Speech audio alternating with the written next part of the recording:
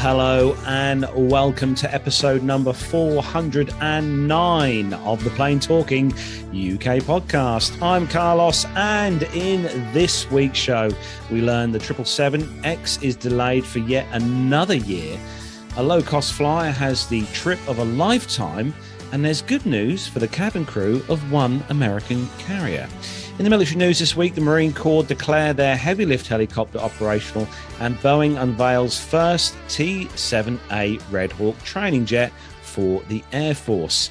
So joining me this week, and this is going to be a very quick intro, joining me this week, it is the one and only, and by one and only I mean the one, because literally there is only one other person with me this week. It's Matt Smith. Well, hello, my friend. Hello. Where were you last week? What were your excuses for last week? What were you doing? Oi. This time last week, I was doing a stand-in for a host on Park Radio Dis, and I was doing the 80s show. Oh, of course you were. Yes, that's right. Yes. We relinquished him to go and help the radio station out, basically. Which, quite fun. It's good fun. It was good fun. Yes, although please never do that to me again, because I've never been so terrified in my entire life. It's just right. Like, let's just put this out there while we're here. Yeah. This week I've been travelling as per usual around the depths and breadths of the UK. Yes. I haven't looked this yet, but I've probably done over 1,000 miles this Goodness. week. But I did this week listen to last week's show. Oh, I have to say, well done. Thank you. It was very entertaining. Yeah, well, I have Andy and Nick to thank for that, frankly, because the beauty about those two is that they, if one doesn't know something, the other one does, if you see what I mean. So we were able to have a couple of, I think the term that I'm looking for there is I got away with it. I thoroughly enjoyed it, actually. I thought you guys done a really good job. Yeah, it was good fun. It was good fun, yeah. But, don't make it too regular. That's all I'm saying. Although when I think Nick said one of the stories you'd chosen or something was a bit boring. Yeah, I know, and I panicked a bit. Yeah, absolutely. Well, because of course, ironically, it was a bit of a tricky week. With that, we got on air. That was the main thing, but it was a really tricky show last week because we had no John because he was working. You obviously were doing the radio station a massive favour, with my blessing, I should say, because it was Yeah, I had permission from that. Yeah, poor James is never able to sort of get cover and stuff, so we want to do him a bit of a favour if we could, because he's a good egg, isn't he? Yeah, he does, absolutely. And he's a good egg, isn't he? Bless him. Yeah, absolutely. So and then of course Armando, like he is now, was in the air busy being Armando, and we were able to have him for like the first part of the show, which was a huge help. And then of course Nev was in our part of the world travelling back home, but he's not here tonight now because is he on his hollybobs, I think. He is, yeah. Nev has whisked himself and Mrs. Nev away to Italy to go and see none other than, as you do, Jenny in Rome. Oh, yes. I'll tell you what, having done that trip myself with somebody, regular listeners to the show may remember Owen, having done that trip myself, he's in for a treat, because Jenny really knows how to spoil you rotten. I'll tell you, it's a wonderful place to be. I mean, Nev was in the chat room when we went live earlier, but he's disappeared now, and Jenny's not in there as well. So I reckon there's a bit of Pinot Grigio going on. Oh no! This is Mr. Bounds. There'll be a very nice, tasty Malbec or something like that in his glass, I would imagine. And of course, in Italy, this time of year especially, it's quite warm, so I should imagine we've got a delightfully room temperatured Malbec in his glass or something along those lines. I would like to think. Yeah.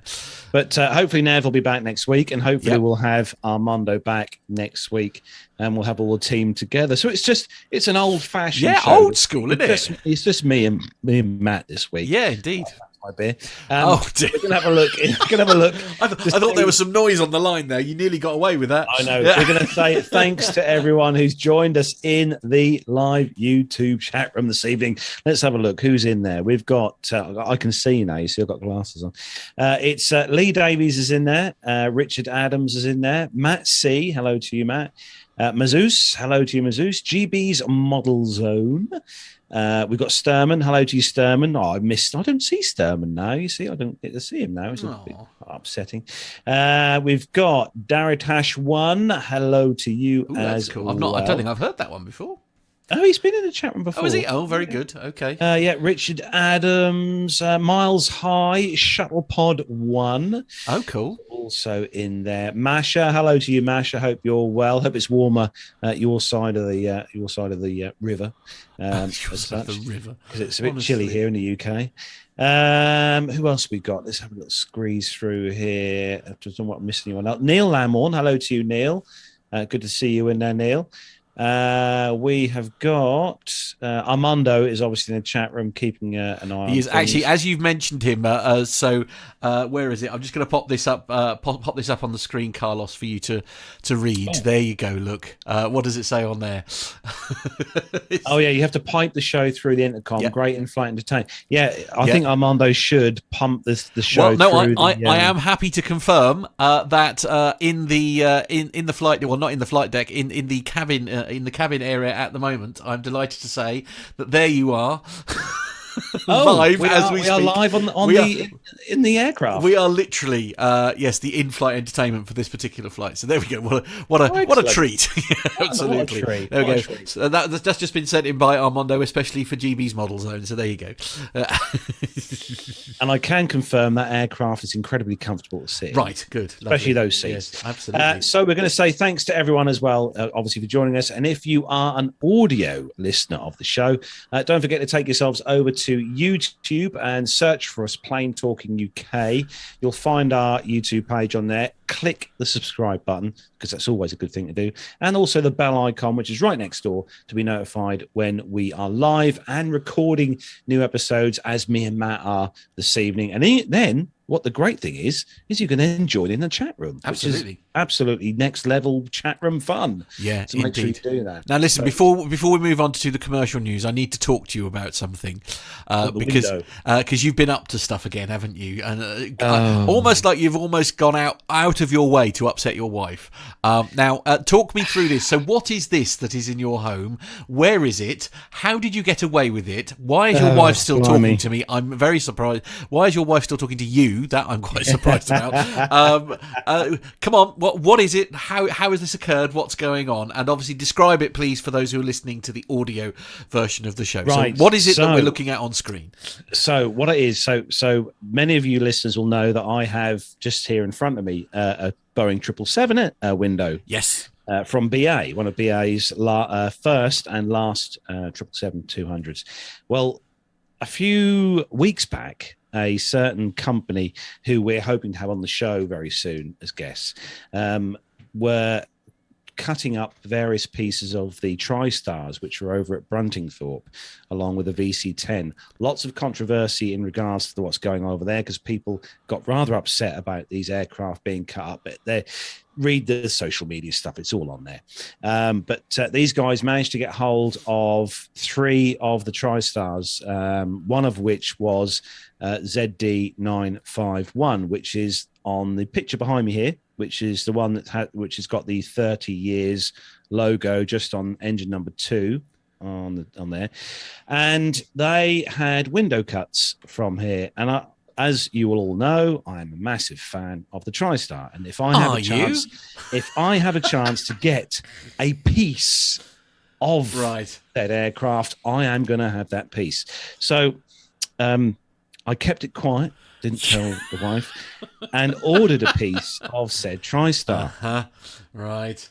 Waiting for the correct time to let her know that I'd brought it, which I did do a few days back. Right. And it actually went down okay. Right. I mean, I'm still here. There is that, yes, I know. No wounds or anything. Yeah, I know. I just want to know how many diamonds you've got to sort of pay, to buy in order to put this right. So this is the lovely window. Where is it going to go? So you've illuminated it similar to you had with the other one. The 777 one, yeah. So I've illuminated that. So I put some LEDs in there. That is currently on my memories board, which is where my photos are of all the podcasts. Oh yes, okay.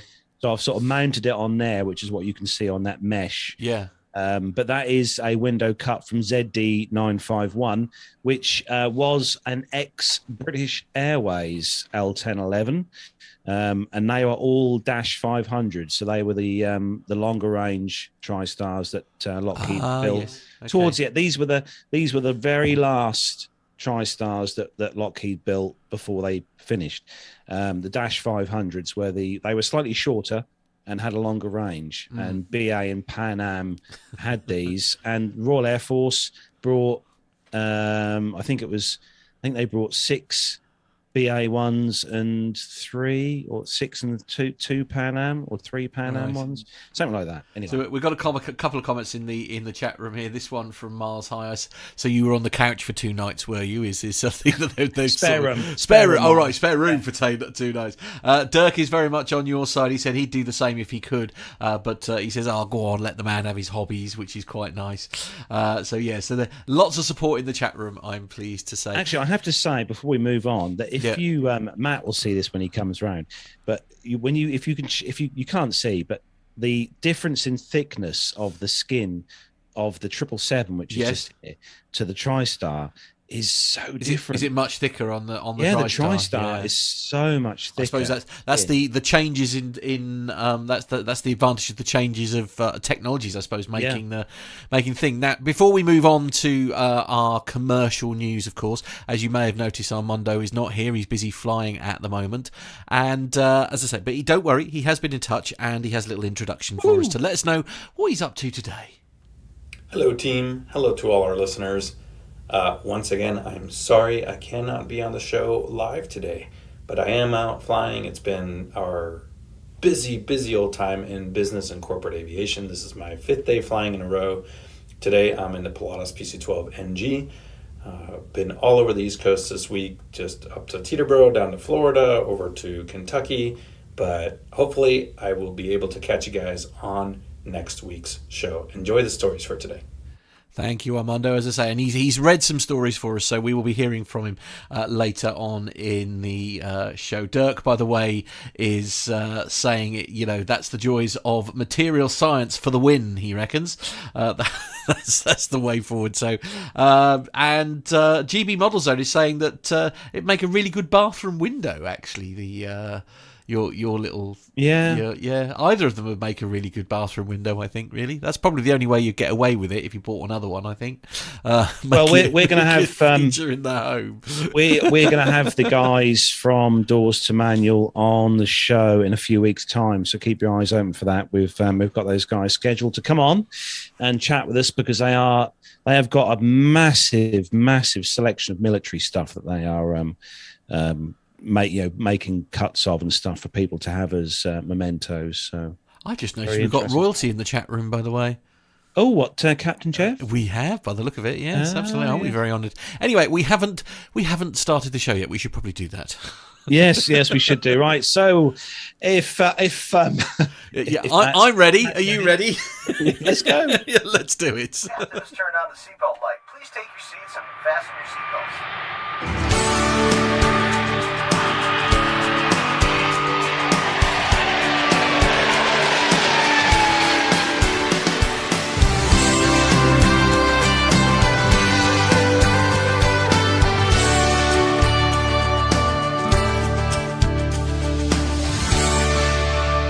And this week's first news story comes to us from the SeattleTimes.com. And it's quite the story, so I'm just going to have a quick sip of beer before I go. Oh, right. Oh, dear. Very serious then.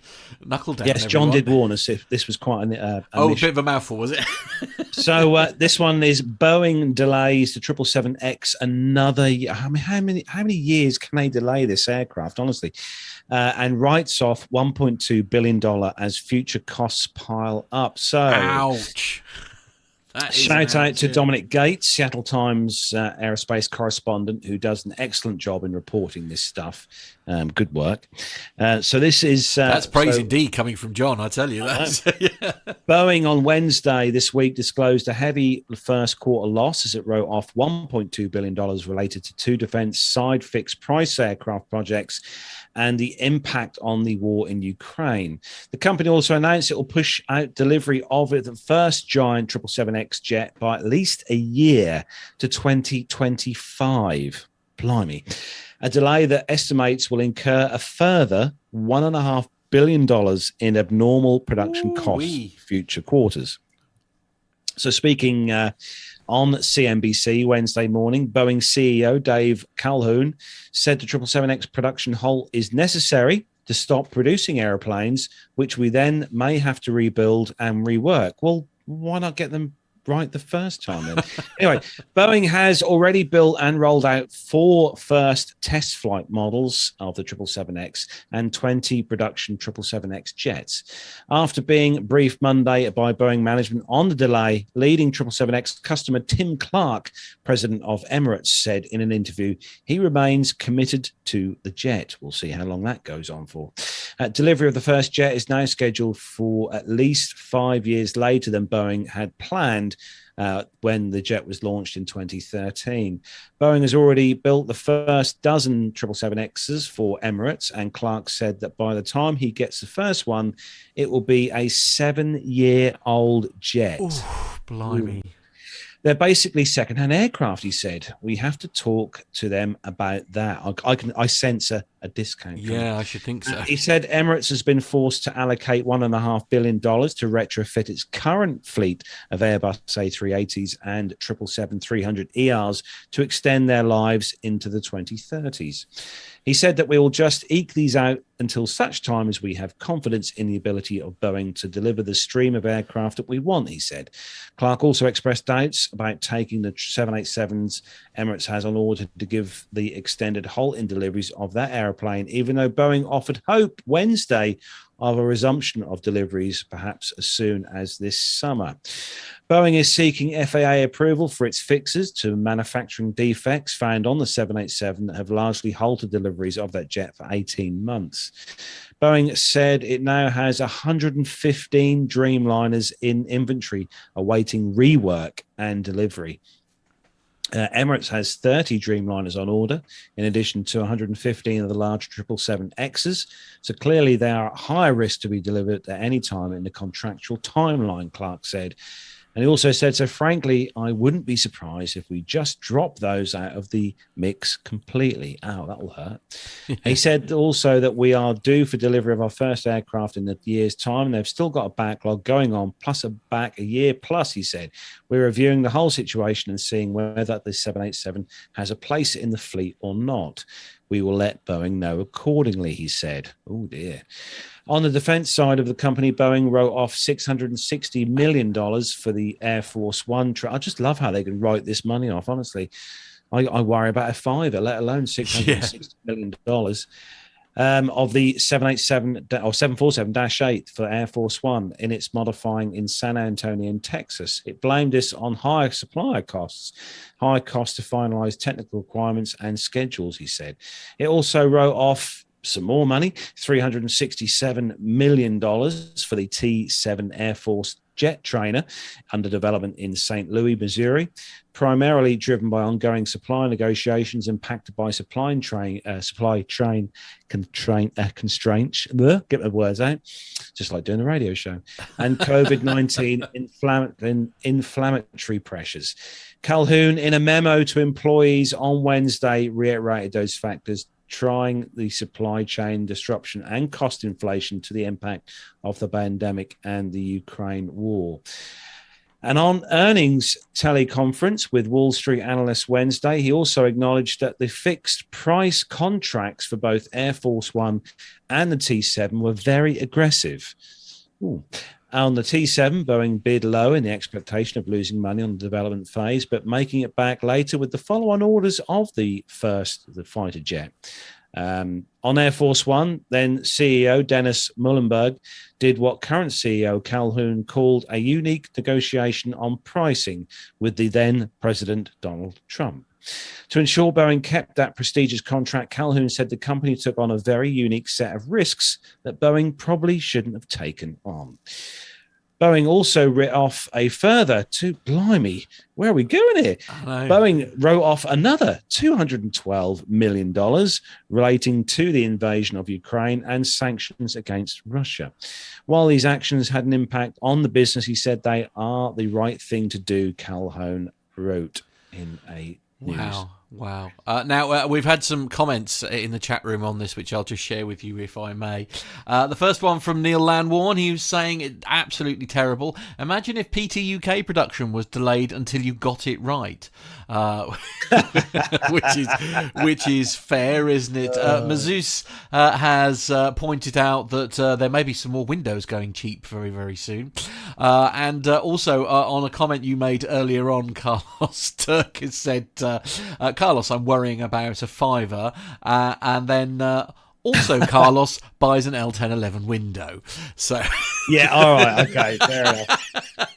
Quite, absolutely. Yeah, I think you shot yourself in the foot there with that one, mate. But there we go. It was worth it. It was worth not eating any food for a week. Right, very good. Yes, I can imagine at least. Are we allowed to know how much it was, or will you have to kill us if we do?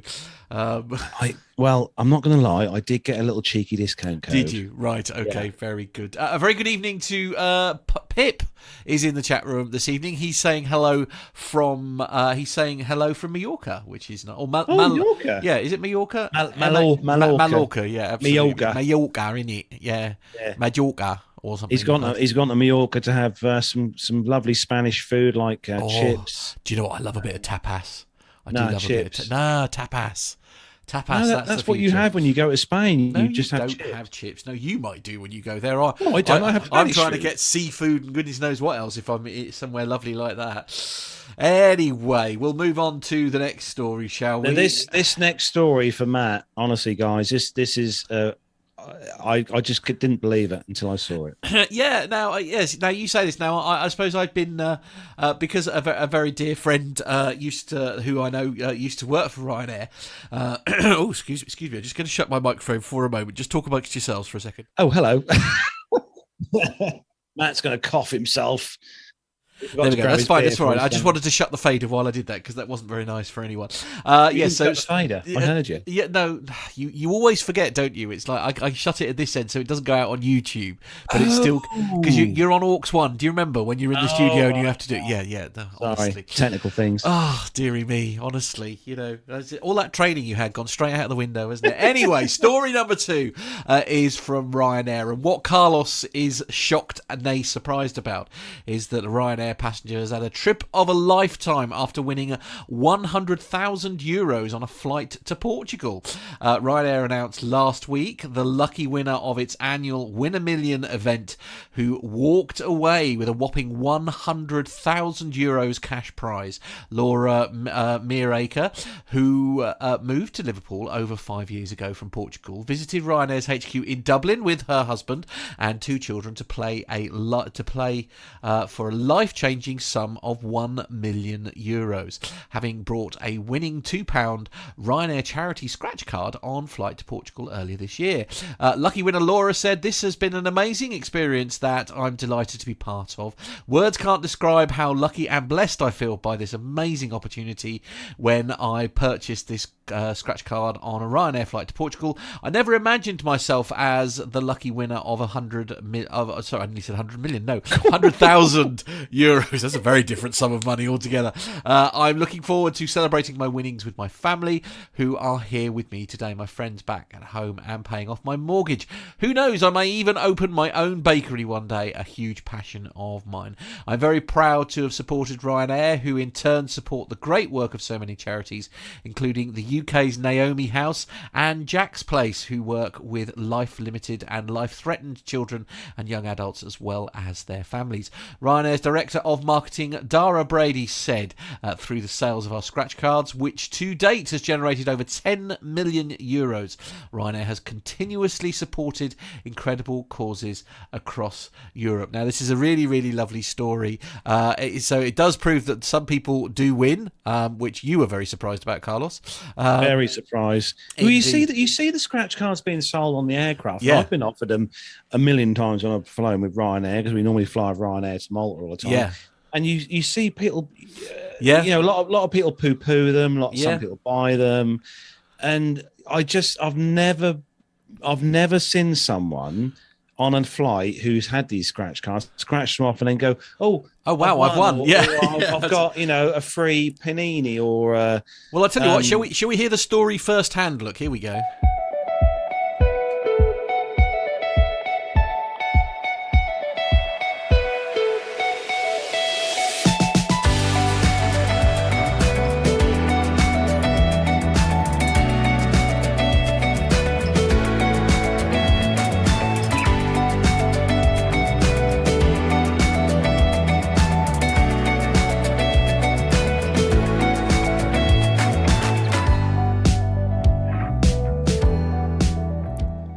Oh, wasn't that nice? Congratulations! I mean, that's a lot of money. That's not a bad. That's not a bad sum of money. Absolutely, drop of money to. Also, actually, they were mentioning a couple of charities there, as we were saying at the end there, which is the UK's Naomi's House and Jack Place, and I spotted this little picture as well there. Now, eagle-eyed viewers may or may not recognise one of the individuals on the left-hand side. See if they can spot that person, mate. Indeed. Okay. Well, don't say anything. No, okay, I won't say anything. See if they can spot who it might be. A prize of absolutely nothing to the first person who free glass of water, sufficient legroom, ringside seats is what Richard Adams is suggesting.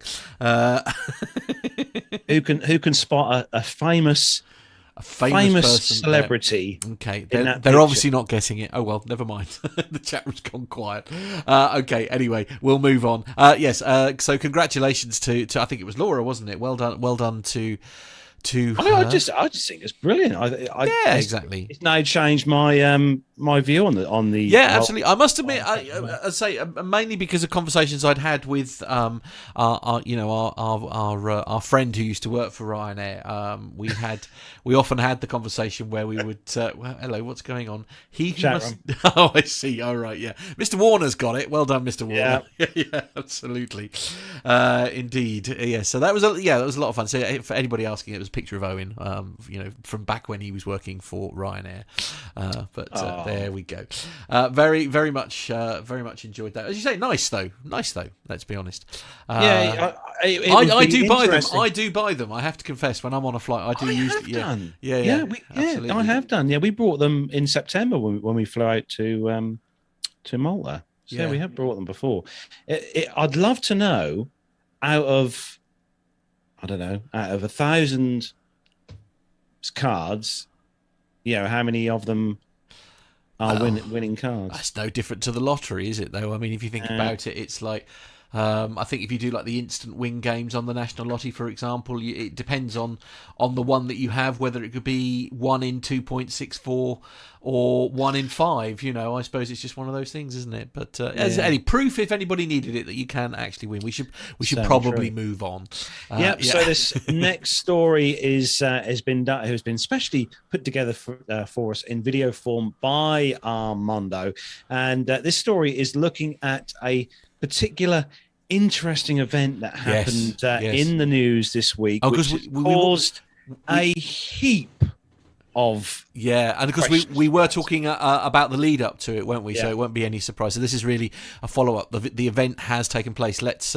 cross over to Armando now, who will fill us in on story number 3. Hey guys, this first story that I'm going to talk about made its way all through the internet. I'm going to focus on the article from Flying Magazine, but last Sunday's heavily promoted Red Bull airplane swap missed the mark in more than a couple ways. Not only did the actual swap fail, but the maneuver resulted in an aircraft crashing, which caught the FAA's attention. In a statement just recently, the FAA said it will investigate the Sunday evening's attempted Red Bull airplane swap in Arizona. The agency had also said that it denied the organizers, the Red Bull's request for an exemption from federal regulations that cover essentially the safe operation of the aircraft. Now, I saw this on the internet. Some people posted the actual, because it's public, it's publicly available through the Freedom of Information Act. They actually denied Red Bull's request for some exemptions from Part 91, specifically the safe operation of an aircraft.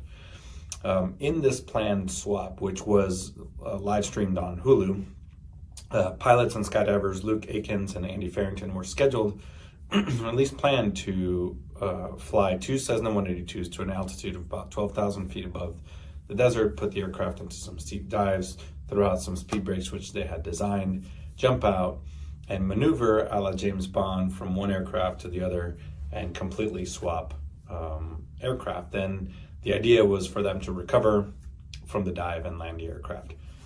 Of course, they were both wearing parachutes.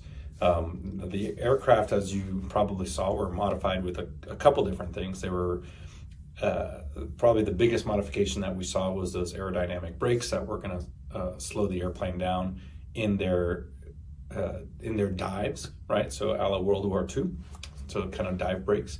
They had some extra grab bars for the two gentlemen to grab onto the aircraft as they were kind of catching it. And then they also had custom autopilots, and as we eventually saw, they also had the ballistic parachute system.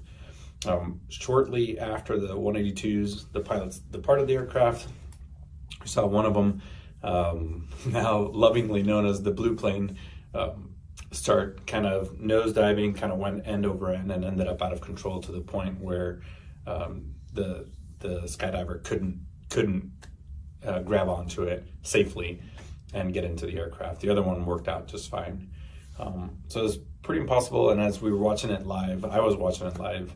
One aircraft, we had the communications going on, got down on the ground, no problem. And we never saw until a couple days later the actual aftermath of the blue aircraft, which ended up just crumpled up. The parachute system did deploy, but it was just, crumpled up in the middle of the desert. Anyways, as you can imagine, the FAA is going to investigate this, especially because they went ahead with the, we're going to call it a demonstration, even though they had actually denied their request for a waiver from federal regulations. The social media aviation is all abuzz about this. My personal opinion on it is it's fine. They were in the middle of the desert. Aviation was founded on intrepid aviators. If you think back to the barnstorming days, some of the aerial stunt days, those are the things that brought visibility to aviation and helped aviation get to where it is today. So I personally don't have any problems with this. I know a lot of people were saying how, they destroyed a perfectly good aircraft. Yeah, well, so does weather, and so does silly pilots doing silly things. But in this case, I thought that it was all very controlled. Obviously, my personal opinion is that if the FAA denied their request to conduct this stunt and they continued on with it, then that can be problematic. But overall, I didn't have a problem with the whole thing. I was watching it. Sure, it was Red Bull. Red Bull has brought a lot of visibility to aviation, so I have no problem with them, trying to do these things. But as you can imagine, we'll see what happens when the FAA gets their hands on the aftermath. Now, for me, this was a really interesting discussion that we had. We were lucky. We were having a bit of a chat with Armando, actually, before we went live. And we were talking about this. And one of the things for me that was really fascinating, actually, is... so Armando's viewpoint on it was almost a little bit unexpected, in the fact that actually he does feel that stuff like this should take place, because that's, if you go back sort of like 20 years or 30 years or 40 years, that's how these things, sort of like happen, if you see what I mean. That's how the innovation, if you like, takes place. I mean, it's a really sort of an odd sort of situation, really, where as to have Armando sort of like so openly saying, like, this is not they're going to be sort of raked over the coals over this one, obviously. There was people kicking off on social media all about it this week. A lot of people were kicking off about it, saying it shouldn't have happened and they didn't have permission and this, that, and the other. I think. This wasn't just, two guys going out, getting a plane, just flying somewhere, jumping out and doing stuff. I think there was a Sierra Hotel India Tango ton of planning that went into this particular stunt. We'll call it a stunt. And if it had have worked, if they had have successfully, both of them had successfully, swapped places and got into the aircraft and both landed. Yeah, absolutely. Would it have all been kicking off so much on? I think it probably would have done, but not as much as it has done. Well, also, let's not forget here. So this was a stunt at the end of the day. The stunt didn't work. It didn't go according to plan. But other than a mangled aircraft, there's been no human cost to this. So, I mean, you could argue this was a calculated risk, if you see what I mean. And also, let's not forget, those two pilots knew exactly what was at stake here when they were doing that. I think since this as well, he's obviously got the letter to say that his license has been revoked by the FAA. Okay. I guess they have to, don't they? I suppose because they weren't given permission to do the stunt, therefore they've done it. But I mean, actually, not these guys. There was that incident a few weeks back or a few months back, I think it was, where that guy jumped out of that plane. I think we covered a story. He jumped out and said the engine had stalled, and he let the aircraft crash, and it had GoPros on. We did cover the story. That particular guy, he lost the FAA took his licenses away. These guys probably not, but there will be investigations, no doubt, into this. Marcus said on WhatsApp, by the way, he agrees with Armando's thoughts on it actually, and I think there's probably a lot of pilots who do feel, who perhaps do understand, exactly where Armando's coming from at the end of the day. As I say, it's just, let's not, it was a stunt. Okay, it didn't work out on this occasion, but the important thing is nobody got hurt. Jonathan Warner is saying that was the moron who intentionally crashed his plane for essentially YouTube streams. Yeah, and Luke, likes Luke and all Aikens, that kind of that was. Yeah. He deliberately crashed his plane just to get some likes on YouTube. Well, he said he didn't deliberately crash his plane, but it was blatantly obvious that's what he done. Okay, right. But yeah, he has. Lost his license. So. Obviously, that he denies that accusation. I think is worth just saying before we end up in court. Yes. But no, interesting story. But at the end of the day, let's be honest. This is the Red Bull guys. The Red Bull team. They can pretty much. Yeah, I'd be sad if the pilots now lost their. I'd be sad if the pilots now lost their, their license off the back. I don't think these pilots. I don't think will probably lose a lot, but there will be. But will they though? Because essentially they carried out a stunt that they weren't given permission for. Therefore, there will be some. We'll find out. There'll be some ramifications for it, won't it? And I think that'll be a real shame. So moving on to the next story, and this one comes to us from the FT.com, Reuters.com, OneMileAtAtime.com, and Bloomberg.com.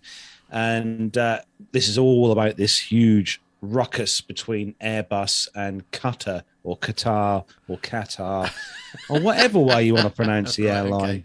Yeah, very good. The headline, Airbus allowed to cancel Qatar orders in legal row. So a London judge has thrown out a request. He literally picked it up, threw it out by Qatar Airways to prevent Airbus from terminating its order for its top-selling A321neo passenger jets in a setback for the Gulf carrier.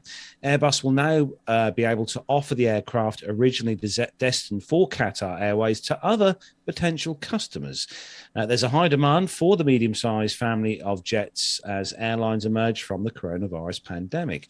Airbus in January revoked the $6 billion order for 50 A321 narrow-bodied aircraft by Qatar, one of its biggest and longest-standing customers.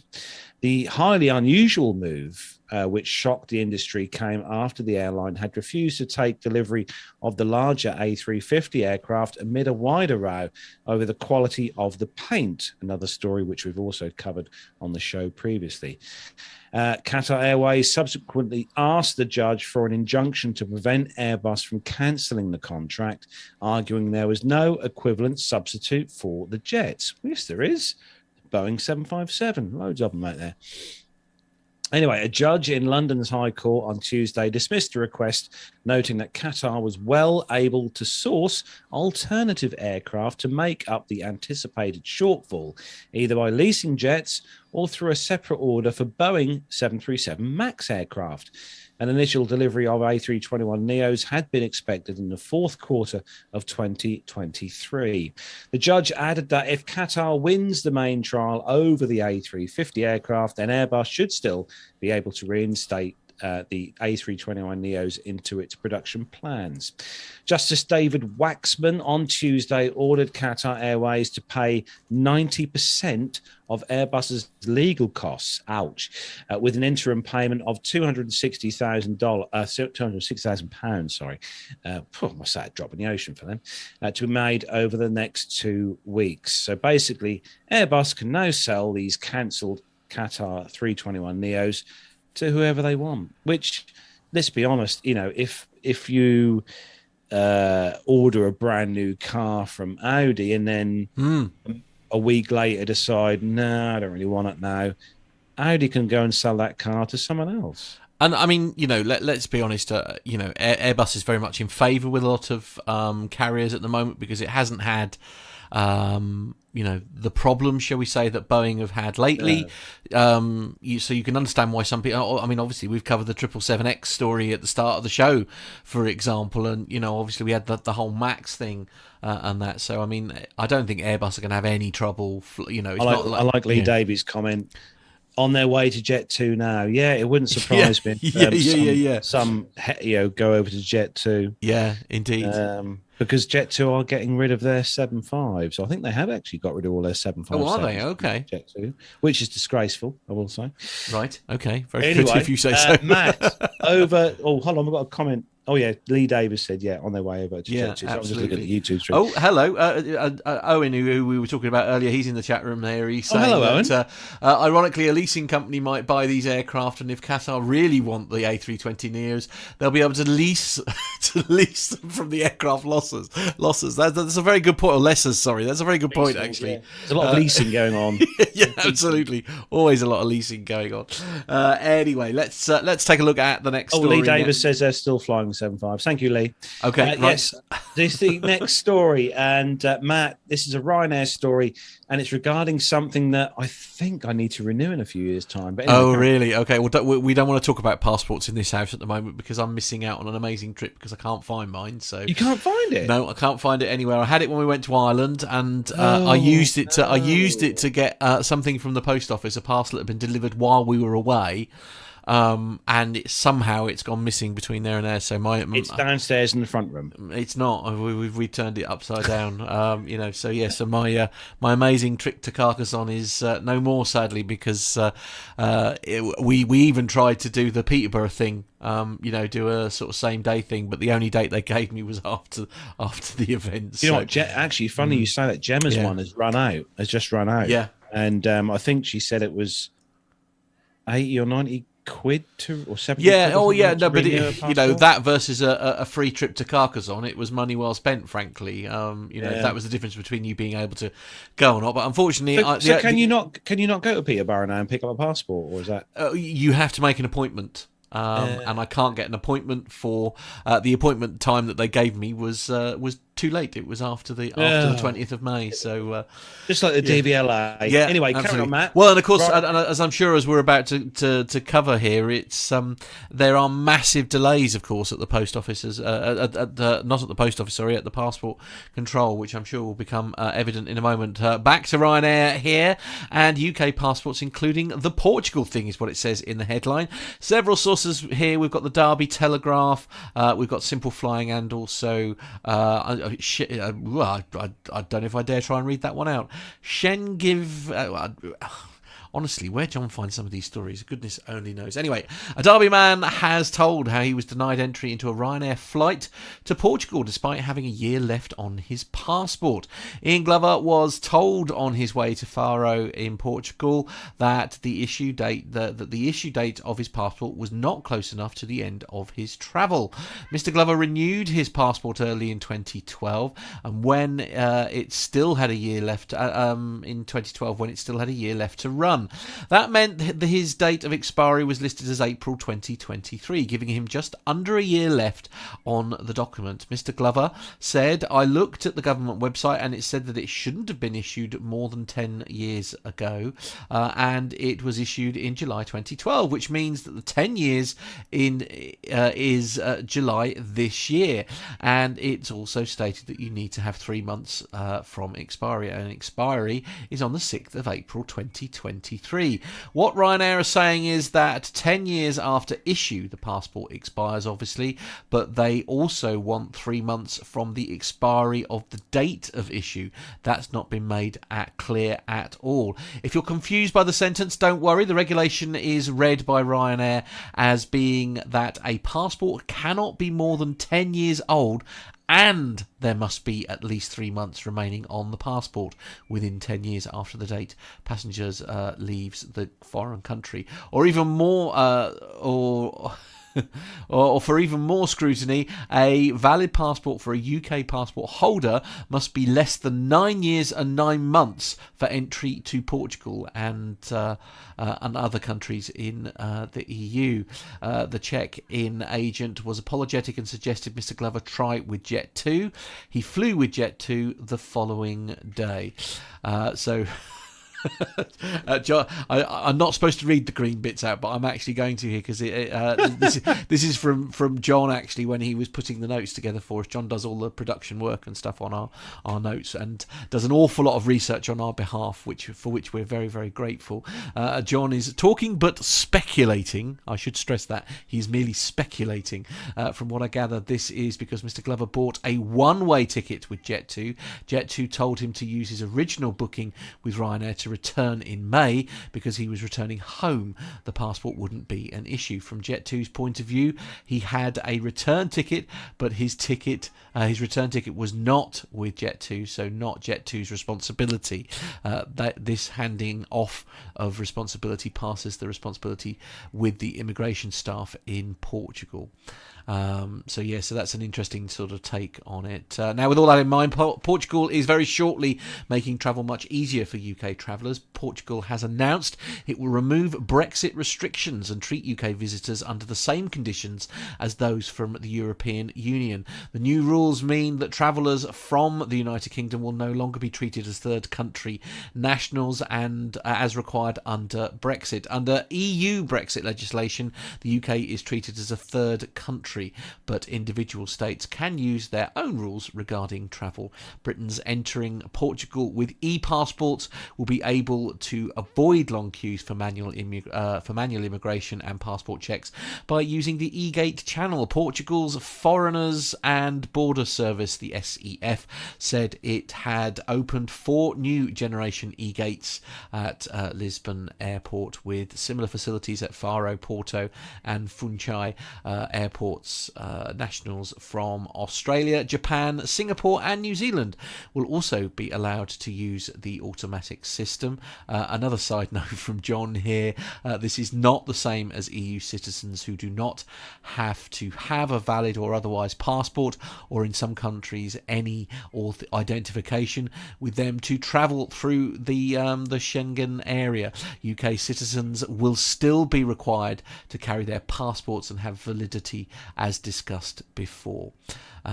So a very interesting story there, as I say, and of course, not sort of exasperated slightly by the problem we were talking about there, where there is, there's a lot of noise, shall we say, being made by the government at the moment here in the UK over the delays of getting and renewing passports here in the UK, of which I have currently fallen victim to. It's a sort of an interesting one here, and actually, it's worth looking up. Actually, if you go to the, I think it's the Independent. Simon Calder did a very, very good little video actually, where he was talking about the importance of knowing when you did and didn't need to renew your passport, so that you weren't putting added pressure on a service that's already under pressure, if that makes sense. But I mean, very serious here in the UK, because it is literally potentially ruining a lot of family holidays. I think the problem is, Matt, is a lot of people, passport is something you don't look at every single day or even every month, to be fair. And, if you don't have a note or a mental note or a note on your notice board or whatever as to when your passport runs out, it's just like a lot of things very easy to forget about it. Very easy to forget. Yeah, absolutely.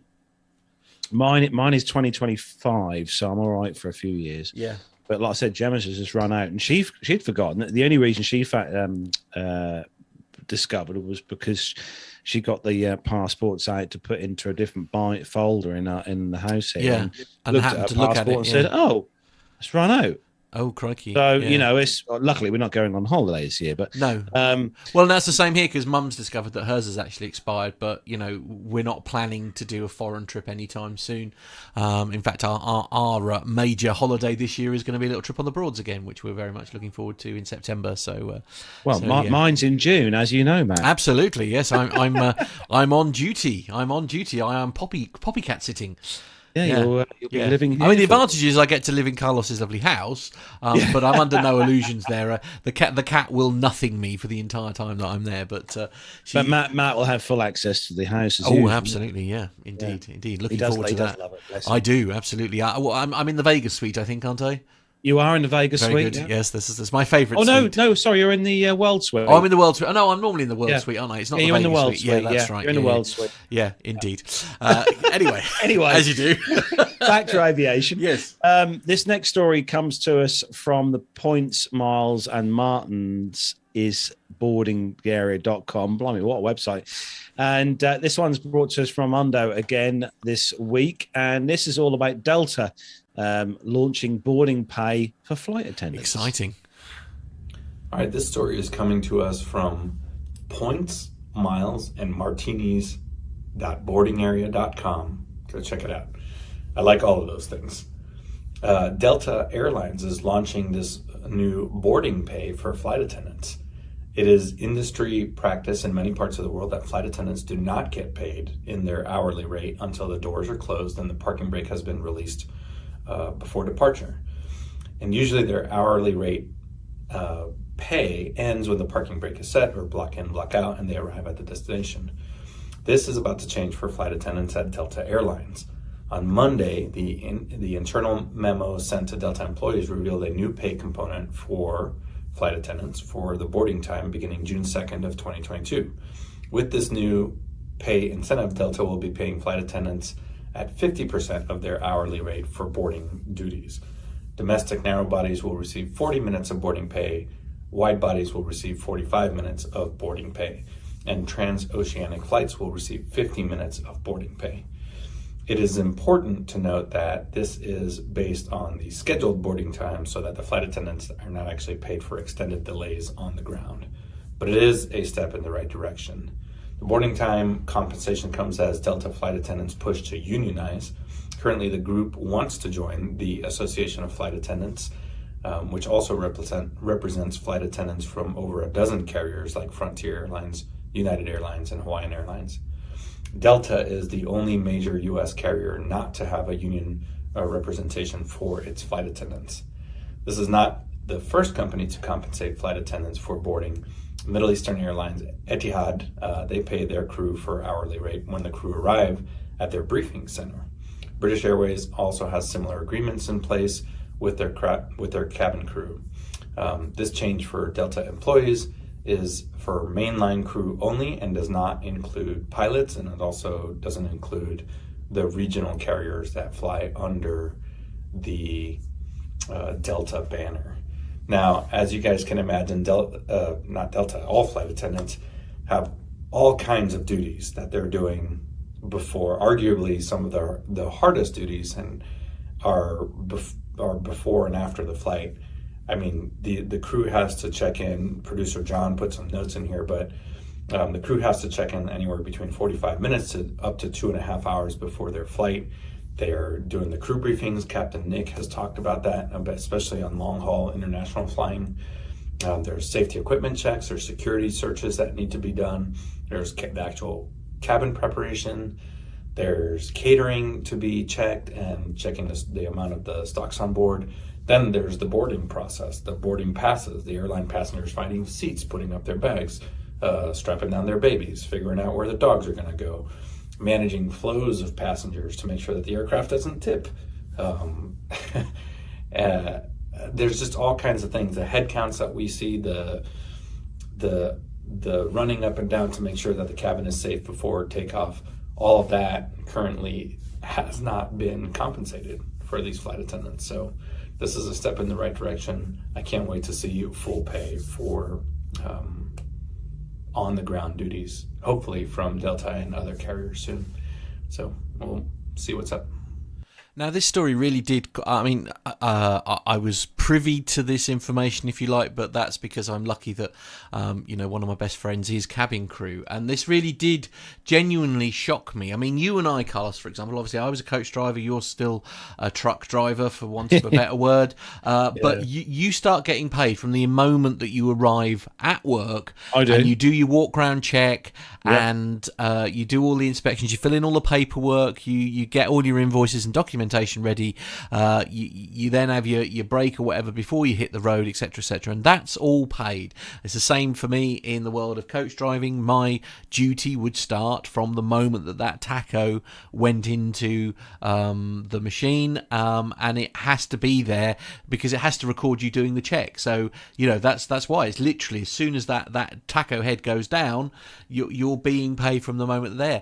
So to discover that cabin crew basically don't get paid until the damn thing starts to roll, essentially, or that door closes. I mean, you think, so if there was a 2-hour delay in the airport, for example, you're not getting paid. They're not getting paid, and that's not uncommon, is it, for a flight to be delayed, by an hour, say. I hope Delta start the wave, if you like, here with what they've done, because I personally think that's absolutely appalling. I really do. I mean, can you imagine, Carlos, if work didn't start basically until wheels rolled? I'd lose. Well, I mean, don't put a number on it. Well, I can say don't put a number on it because you don't want to give Stuart any ideas. But it's just, it's just. I'd lose 5 hours a week. But I mean, that's not right, is it? No. That's absolutely appalling because, as you say, like boarding as an example is a very important process. They're doing all that, and it's not. Tacos. Sorry, it's the chat room again. Darren Tash 1 has said tacos, and then Mazus has said, "You get tacos at work? Where do I sign up?" Yeah, absolutely. Yeah. My apologies. Shall I use the correct terminology? Tachograph. Sorry about that. A digital tachograph. Yeah. Although I mean, mine were analog ones. They were literally the discs that were doing that. But this is not ideal. I don't think. And they absolutely need to do something about this, don't they? Well, I'm a massive believer, and I think the pay should reflect the job you do. Like when you look at this is slightly off topic from aviation in a sense, but when you look at the pay, for instance, that a care worker gets here in the UK is abysmal. Yeah, it's hideous. Yeah. It's absolutely hideous. Mm. And then you look at the pay that perhaps something else, another a job which is less involved will be paid more money. Yeah, indeed.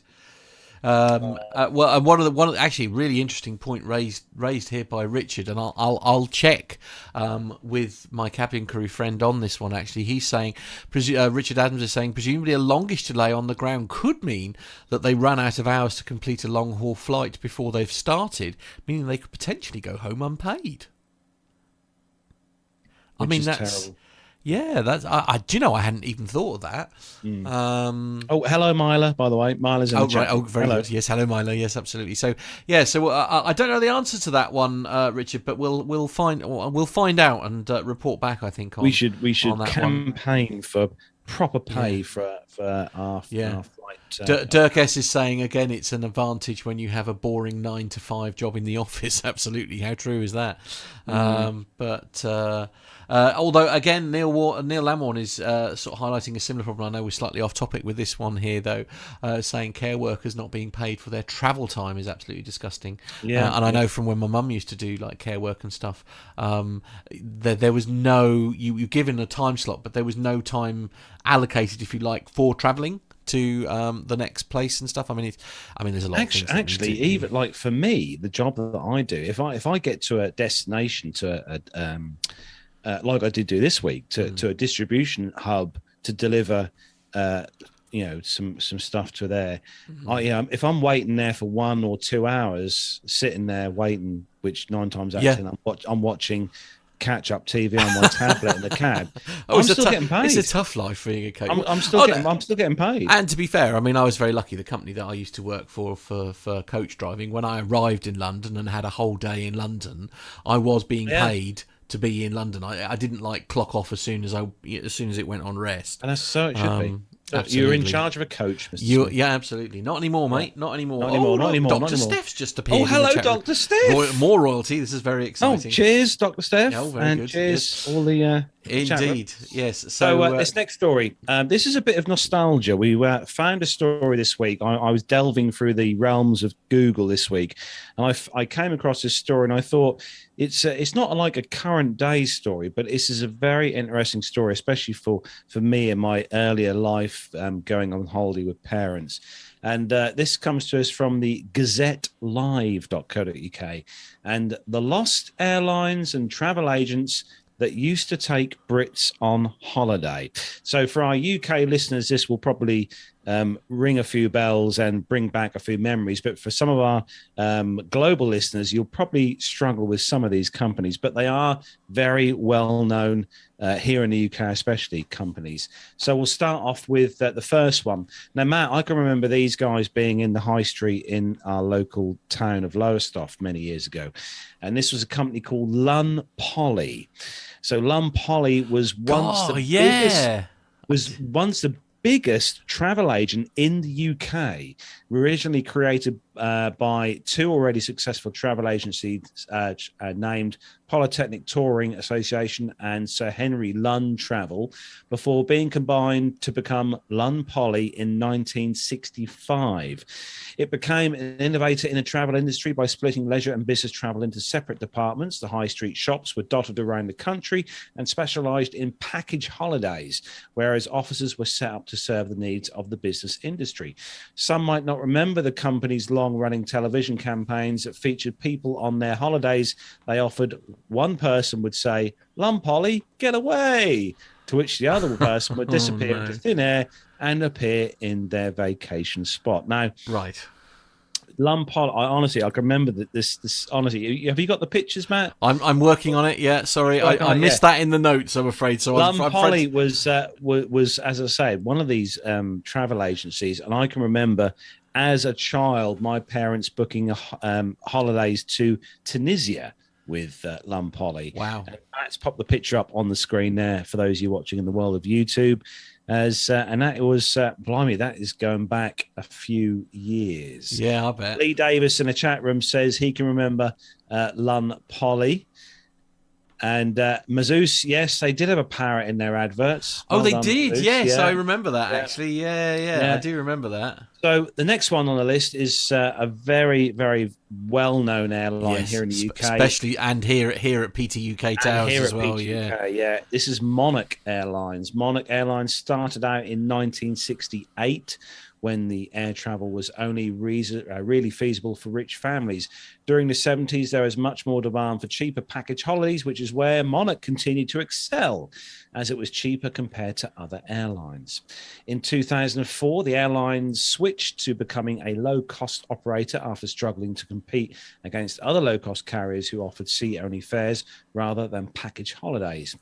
When Monarch sadly went into administration in 2017, it left 110,000 passengers stranded around the world, leaving the CIA and the government to bring people back home. Now, I can remember many very, very nice holiday experiences flying with Monarch Airlines back in the day.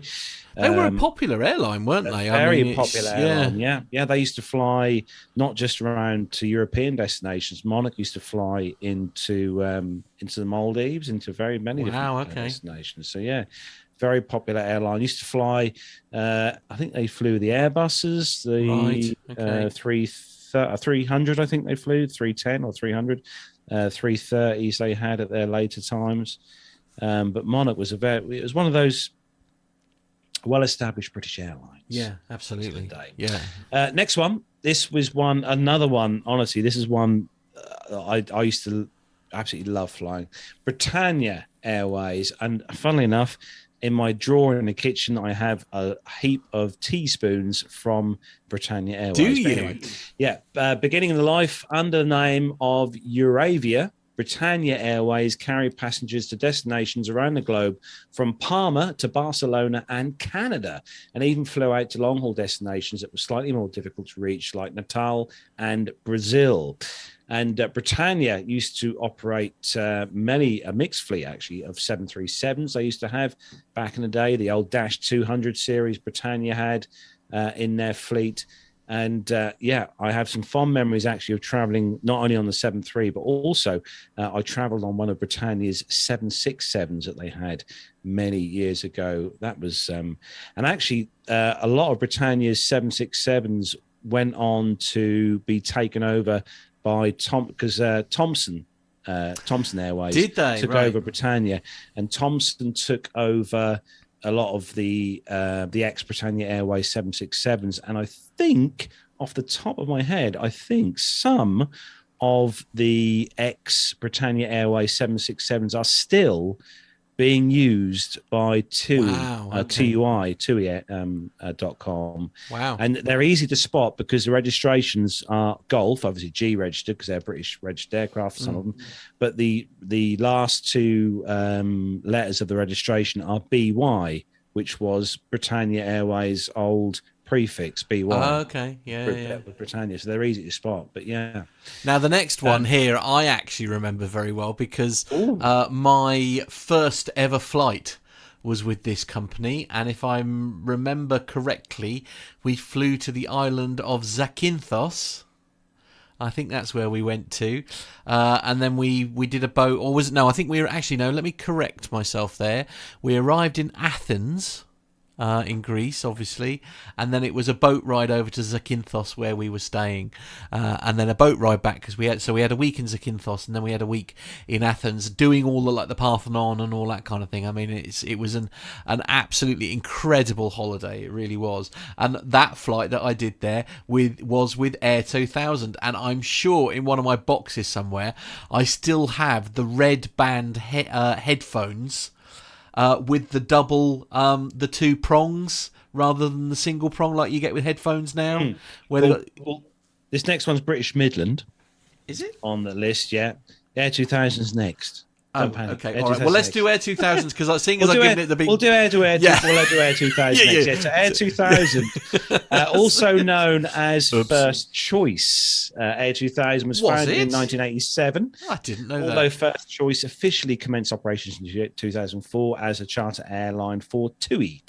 It only lasted 4 years, but was a big player in the travel industry, carrying 6 million passengers in 2006 alone. It was the first airline to operate the 787 Dreamliner in its rotation, but due to delays, the airline merged with Thomson Fly, who inherited its planes.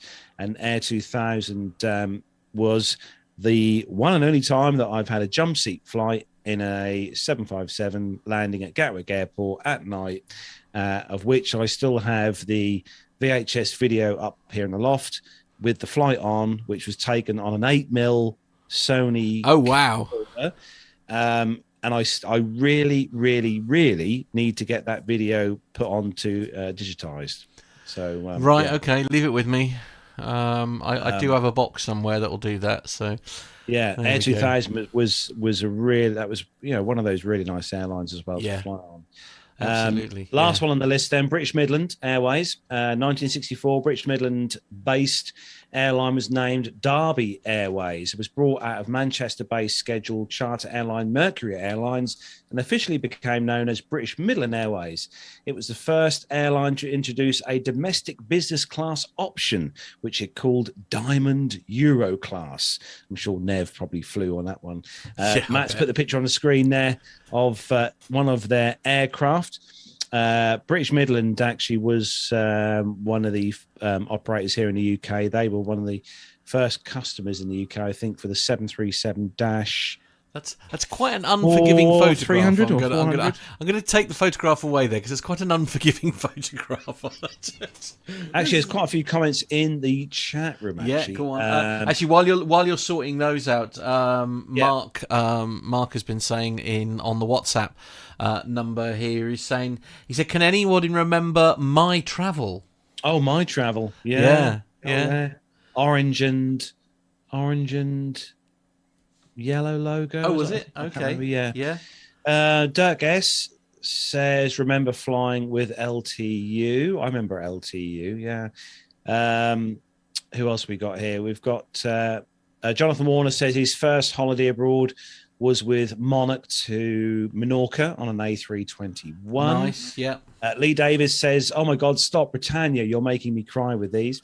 Yeah. I know, Britannia. And Lee Davies saying that he got to fly in a 767 with Britannia too. Wish Tui would do a retro Britannia Airways livery. Now that would be pretty damn awesome. Yeah. Neil Lamwarn's followed up with my spoon revelation. Oh, is he? Oh, go on. At least we know why they went bust. It was all the spoons that done it. Yeah, it's probably all the spoons that Carlos nicked. I think that's probably what it'll be. No, I actually, do you know what? I got those spoons from an eBay seller, and they were the embossed logos, and they actually right. The ones that I've got as well are Caledonian Airways ones as well, British Caledonian. Yeah, which are quite hard to come by. But yeah, I bet. But yeah, Neil Lamont, before we move on, Neil Lamont points out very rightly that those were the days when your baggage didn't cost more than your ticket. Yeah, I suppose. In their defence, though, of course, the model has moved on, hasn't it? I suppose it's you know, they've I don't know. It's a bit of a blast from the past. Yeah, though. very much so. Very, Matt, very moving on to the next story, and this is one that I chose. I picked especially for you this week because it's a bit of a tech. Is it? Right, okay, wish me luck with this one then. So story number 8 is Starlink to debut on first major airline. Starting next year, this is coming from the flyingmag.com and the pointsguy.com, two great websites there actually. Starting next year, Hawaiian Airlines will become the first major airline to offer free Wi-Fi via Spacex Starlink internet service. How cool is that? The deal signed in April 2021 will outfit 100 airplanes with Starlink terminals after testing is completed. While approval will depend on each aircraft type, Hawaiian's Airbus A330, the A321neo and the Boeing 787-9 aircraft will receive the internet upgrade next year. Hawaiian Airlines is ensuring its passengers will experience high-speed internet the way we expect it in the 21st century, making hassles like downloading movies before takeoff a relic of the past, said Jonathan Hoffler, who is the SpaceX Vice President of Starlink Commercial Sales. With Starlink, in-flight experience is greatly simplified so that once passengers step on board the plane, the internet works seamlessly throughout their flight. Soon, passengers will enjoy all of the benefits of having the world's best in-flight internet connectivity from the comfort of their seats. According to its website, Starlink is capable of providing download speeds between 100 megabits and 200 megabits with a 20 millisecond latency. Flipping heck, that is good. In most locations, the breadth of Starlink's worldwide reach is made possible by the almost 2,000 satellites in low Earth orbit. It's unclear whether or not those speeds will be available on a plane mid-flight, but Hawaiian Airlines President and CEO Peter Ingram is optimistic about the quality of internet service they will provide. When we launch with Starlink, we will have the best connectivity experience available in the air, Ingram said. We waited until the technology had caught up with our high standards for guest experience, but it will be worth the wait. Our guests can look forward to the fast, seamless and free Wi-Fi to complement our award-winning onboard Hawaiian hospitality. The financial value of the deal between Starlink and Hawaiian Airlines has not been made public, which I think is kind of interesting. Now, weirdly, I sort of sit in two camps on this one. I must admit, I think one of the most exciting things that happened to me was a while back now, actually, where my friend actually rang me, video called me from the aircraft while they were flying somewhere else. That was quite mind-blowingly magical. But I'm a bit worried that in some respects people are going to not look out of the window Do you know what I mean? I mean, for some people, that flight from A to B is the only time they get to sort of like switch off. I mean, I do think it'll be a real shame. You know, I suppose if you're in business, then it's going to be incredibly handy to be in business class, sat there with your nice table and your laptop, getting on with your work, so that you can arrive at the other end. But it just seems such a shame that people aren't going to just sit there and enjoy the flight like they would. I mean, a night flight, you're not going to see a lot anyway, to be fair. But, in a daytime flight, especially when the weather is clear, which, to be fair, 9 times out of 10, when you are up that high, it's clear anyway, regardless of what's going on at 3,000 feet in this country. But some of my best pictures I've taken have been out of the window of the aircraft when I've been, on either coming back from somewhere or going out on holiday. But, for some people, having internet connectivity when they're flying is important. If you're in business class, you're obviously a business person. Yeah, and I've enjoyed sharing my experience with people real time by WhatsApp, for example. I remember WhatsApping several people when when I was flying to New York, for example. I sort of treated myself to one of the passes because they had internet on board, the 757. Would you believe? A bit like what I did when I flew out to the States. Yeah, that's it. Yeah. And we were getting videos and little voice notes and all that kind of thing from you. And that's listening to Park Radio. Yeah, listening to Park Radio. This is it. And that was quite because you were listening to Jono, weren't you, while you were flying over there? And that was because he's a plane geek as well, although he doesn't admit it too loudly. So he did find that really quite exciting. So I can see the thing for it, but I'm just a bit worried because I love my tech. Speeds are good though, man. I love my tech. I absolutely love my tech, but I don't know. I just those speeds are good though, don't you? They are. They're mind blowing. Now I don't know whether that's what would be available to each person, or whether that's the connectivity that would then be shared, within the aircraft. I'll tell you one person who does. It'll still be better. It'll still be better than most Premier Inns. Let's be honest. Anyway, sorry. I'll tell you one person who does use this system because his broadband, I think, at home is so bad, and that's Captain Jeff. Oh, really? Oh, that's interesting. Starlink system, yeah. Really, that's interesting. And apparently, it's supposed to be very good. So. Yeah, absolutely. How effective it's going to be in flight remains to be seen. But it sounds up. We'll have to get Armando one to take on board. Well, and of course, the point being, of course, when you're doing the Starlink thing, a bit like our satellite here that we have, so that we can do outside broadcasts at busy sites. It's one thing to configure it and point it at a satellite to get a link and then do a recording or do whatever you need to do. It's another thing to have that connectivity when you're moving at what is it, like 300, 400, 500 miles an hour or whatever it is when you're in the air. Arnie, I'm just looking at Arnie Carlson's comment in the chat room. Maybe there will be no Starlink at window seats. It's hard to see through the window from seats between the aisles. Yeah. So, yeah. Yeah. APG saying, I assume it's Captain Jeff. It does, as I say, it just says He says it's true. Yes, he has a Starlink. Yeah, absolutely. Arnie says he uses it as well. As I say, it'd be interesting to see how they do that satellite thing while it's on the move in the air. That's the bit that I'm most fascinated. And by. Alex makes quite a good point, actually, Matt, in the chat room there. Just before we move on, he said he thinks it's amazing that we've taken to launching satellites to get faster internet instead of laying cables. Yeah. Mind you, in this area, unless you are... Well, it's not so bad in Bungie now, for example. We're very lucky because we're actually part of a pilot scheme. Ironically, Bungie has done very well out of the pilot scheme here because we all have fibre to property when really we shouldn't have, frankly, because, most towns, are like if you're in Halston, you can't get fibre and all that kind of thing. We're just gifted. We're just very lucky. But a lot of villages and stuff, I know a lot of villages, like especially in, so if you go out to Denton, for example, which is only 6.5 miles away from Bungie, which is where we broadcast from.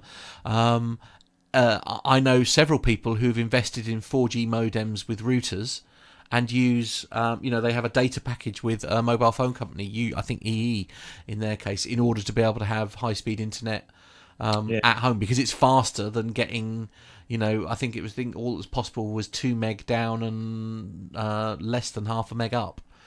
so not enough really even to watch the iPlayer and stuff. But anyway, it is Captain Jeff. He says, thank you, Jeff. It is Captain Jeff. It is, absolutely. Yes, a family show, ladies and gentlemen. Family show. Right, so moving on to the next story. Time's ticking away here. We're having a good old show tonight. We're gossiping away a bit, aren't we? Sorry. Yes. And this next story comes to us from the legend that is Armando. And this is from AIN Online and FlightGlobal.com. And it's all about the Gulfstream G700. As I sit here in this wonderful FBO at the Lexington Airport, we're going to have a little BizJet story right now. So the Gulfstream G700 may actually have gotten caught in the crosshairs of the 737 MAX oversight fallout. This particular article is from AIN Online and FlightGlobal.com. The Gulfstream's first G700 delivery could slip 3 to 6 months beyond the end of 2022 due to a newly required intensive review of the jet's software. According to General Dynamics Chairman and CEO Phoebe Novakovic, the FAA has asked Gulfstream to perform additional line-by-line validation of the software of the fly-by-wire ultra-long-range business jet. This disclosure validates industry fears about higher FAA scrutiny of future aircraft certifications in the wake of these Boeing 737 MAX just debacle. Novakovic said that she didn't specifically mention Boeing, instead skirting around the issue by saying the time-consuming extra equipment is, quote, the result of events independent from us. She added that a delay in the G700 certification will also have a knock-on effect on the derivative G800. The first flight of the G800 is planned for the first quarter of 2023. That has been timed to occur just after this G700 approval. So while certification has always been 6 to 9 months after the G700, this delayed certification will also interrupt the start of the G700 deliveries, though Gulfstream said that it would increase production of other models to make up for this temporary shortfall. Meanwhile, the G700 structure testing is complete. FAA certification of the aircraft's Rolls-Royce Pearl 700 engines is expected in the coming months. Production of customer G700s is also underway, and the 5 flight test program aircraft have logged upwards of 2,800 hours in flight already in flight testing. I'll leave it up to you guys to discuss whether this is a good thing or a bad thing, but having a little extra oversight is probably not a bad thing. Now, I mean, I'm not really in a position to sort of comment on this, really, Carlos, so I'm going to defer to you on that. Do you think this is a good idea? You're asking me, and I'd love to fly the Gulfstream G700, right. To be fair. It's one of these things, when I heard this story originally, and because it's been on another show, another famous podcast that I listen to as well. Oh, right. About this, but in a more technical... You realise we're getting an email now, don't you? Probably, yeah.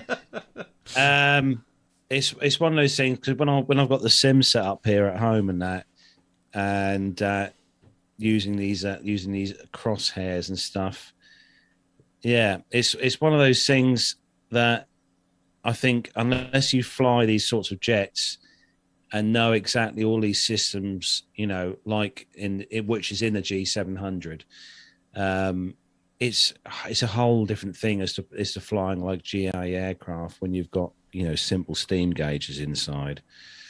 But actually, Armando does a very good job of explaining things. He does, absolutely. Actually, while we're talking about your simulator, Mark was saying on the WhatsApp, Matt, you should get on Carlos's flight simulator when you stay over.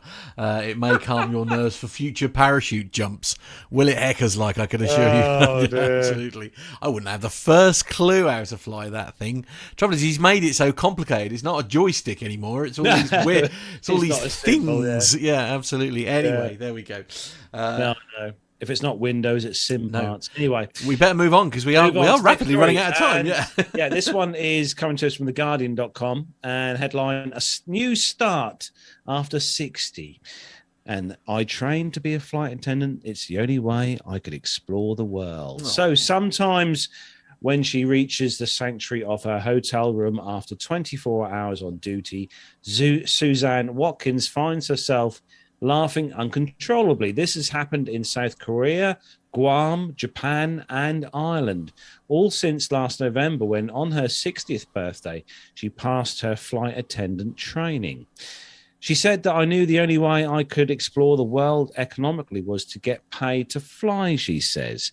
And she said that she knew she had to do it at 60 because she didn't want to do it at 70. I mean, 60. Wow. Watkins works long haul at short notice with ad hoc schedules. The lifestyle would horrify some, but she says she feels most at peace with herself when I'm a stranger in a strange land and she's wandering. So she's given up her rented apartment, downsized and squeezed everything she owns into a 5-foot by 10-foot storage unit. And that's all she has, she says. She says it's exciting not knowing where I'm going and what I'm going to do. She says she stays with friends and family when she's not traveling. After Watkins and her husband divorced in 2008, she also always knew where she was going. She raised their daughter, then 14, and son, 8 years old, as a single parent in Sebastopol, California. Economically, she said, I scrambled and a minimum wage job, and these include working in a toy shop and planning travel for non-profit school organizations. She said that life settled into an unnecessary pattern. She says you drive to the office, sit at a computer all day, and go home and sleep, and then do it all over again. Watkins was still in this mode in 2018 when she was taken to ER with life-threatening sepsis infection. They had to remove half of her intestine and made her realize that she is mortal, she says. Sometimes that's what it takes. Before her illness, she says she was complacent, and complacency at old age doesn't work. It's not uplifting, she said. I think it's important as an older adult to keep pushing the limits. And she says she doesn't think your life as linearly. She opens her hands and thinks of it as continuing to unfold, and you can have surprises and joy. When the pandemic shut the skies in 2020, Watkins read of flight attendants being laid off, and her own plans grew wings. She applied to be a flight attendant, graduated after 5 weeks of training, and her 2 children appreciated her differently. She said that I think they see me as afraid and not a risk taker when they were younger, and now they see me go through a lot of transformation and can finally be a role model for them to show that it's okay to follow your heart. And at the age of 60, becoming a flight attendant is honestly, it's well, if you can do it, I mean, they say as well. Yeah, but 60, age is only a number. 60 isn't the old age that it used to be. Do you know what I mean? It's Well, no, the retirement age. They keep putting the retirement absolutely, age, yeah, back and back and back and indeed. back and back. I mean, and as Marcus said in the chat room, in WhatsApp, sorry, yeah, good on her. I mean, what a lovely way to sort of finish your working life with a fascinating job like that. I mean, it is hard work. There's no two ways of sugarcoating that, but good luck on her. I'll take the last story, shall I, Carlos? And this is Air Baltic. This is our final story in the commercial this week. Air Baltic and American Airlines making pilot training more accessible. This is coming from simpleflying.com and airbaltictraining.com, as well as the AAC, the AA Cadet Academy.com. There we are. I need to get that right. Anyway, Latvia's Air Baltic Pilot Academy has announced that it has improved the payment structure for its commercial pilot study program. The update means that Air Baltic will finance a significant part of the studies. This is good news, isn't it? The new model specifies that until a private pilot's license is obtained, costing approximately €15,000, that's $15,800, students of the Air Baltic pilot program are required to cover the costs of the studies. After passing Air Baltic's pilot assessment and becoming an official employee of the company, the airline will provide financing for the further €64,000 required to complete the training.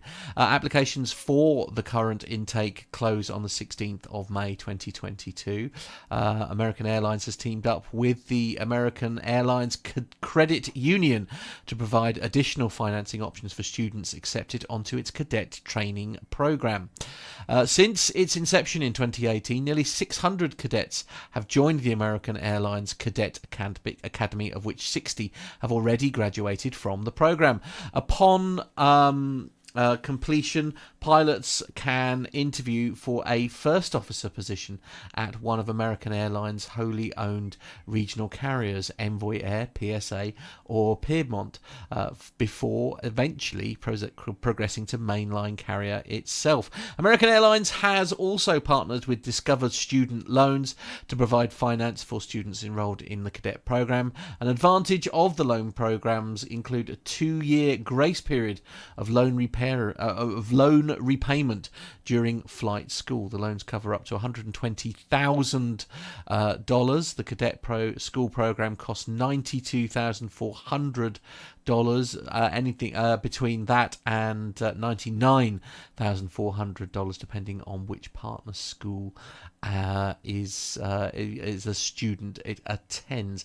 So, I mean, I think anything that makes pilot training more accessible to young people, especially when you haven't got $99,400 just laying around. No, anything that makes it easier. Oh well, exactly.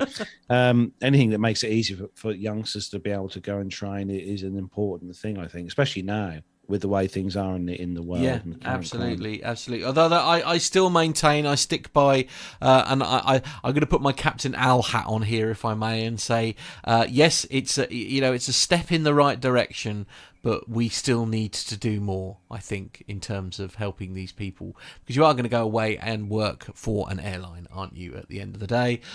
So I still feel that, the airlines could be doing more to help people, but there should be more kind of schemes from some of the bigger airlines. I've always thought that to help with this kind of thing, because there definitely are hundreds of young people out there. I mean, not saying that it's just young people who go for these things, but there are a lot of young people who are leaving school who'd love to do pilot training and love to become an airline pilot, but when you look at the cost of doing it, it's just unless you've got incredibly rich parents or you've won the lottery, it's not going to happen. No, and that's true. That's where I think airlines need to do something. Agreed. I don't disagree with you on that one at all. Not at all.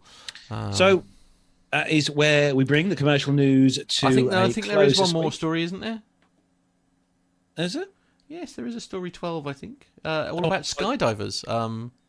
I thought we were. No. It was more because it's got a video in it, and so it was easier for you to. Okay. It was easier if you read it rather than me. Okay, fair enough. So you're giving away all the secrets now. I know. You should be able to see in the chat room if you can see the reflection in my glasses. We're going to have to do something about that because the glare is horrendous, my friend. Oh, what? Yeah, but I can't get them recoated now. No, I know. We'll work something out. There must be a way of solving it. I just won't wear them. Oh, blimey. Well, no, but then you can't read. Blurred. Yeah, right. Oh no, leave them on. We'll find another way. So, last story then. Flyingmag.com, skydivers honoured for record-breaking formation. So in the world of skydiving, Dr. Steph's in the chat room, so she knows all about this. And obviously Matt will know about this when he gets his first dive. So in the world of skydiving, one of the first and most difficult formations to nail is the head-up formation. With feet down towards the earth, a jumper gives way to gravity to descending up to 160 miles an hour. Balance is difficult. It's a feat for any skydiver to pull off. But when 84, yes, I said 84 skydivers do it so at once, records are broken. That's exactly what happened in July 2019 above a patchwork of fields outside Chicago, when skydivers from 17 countries set up a head-up world record. The event, led by professional skydivers, Amy Chemlicki and Sarah Curtis, set a new bar for the sport, as well as a trained spotlight on women gaining ground in a sport where they have historically been unrepresented. Chemlecki and Curtis were set to be honoured Thursday this week by the National Aeronautic Association, which is celebrating the 11 most memorable aviation records set in the past 2 years. The record-breaking formation, which was a culmination of more than a year of planning, took 20 attempts to nail, according to the pair. And they said it's just really difficult type of flying. Chemlecki told Flying. Even world champion level skydivers who do this similar type of flying all the time and they train it all year were having trouble with this specific skydive because it's just some small details that when you're working with this many people trying to build one formation is really hard.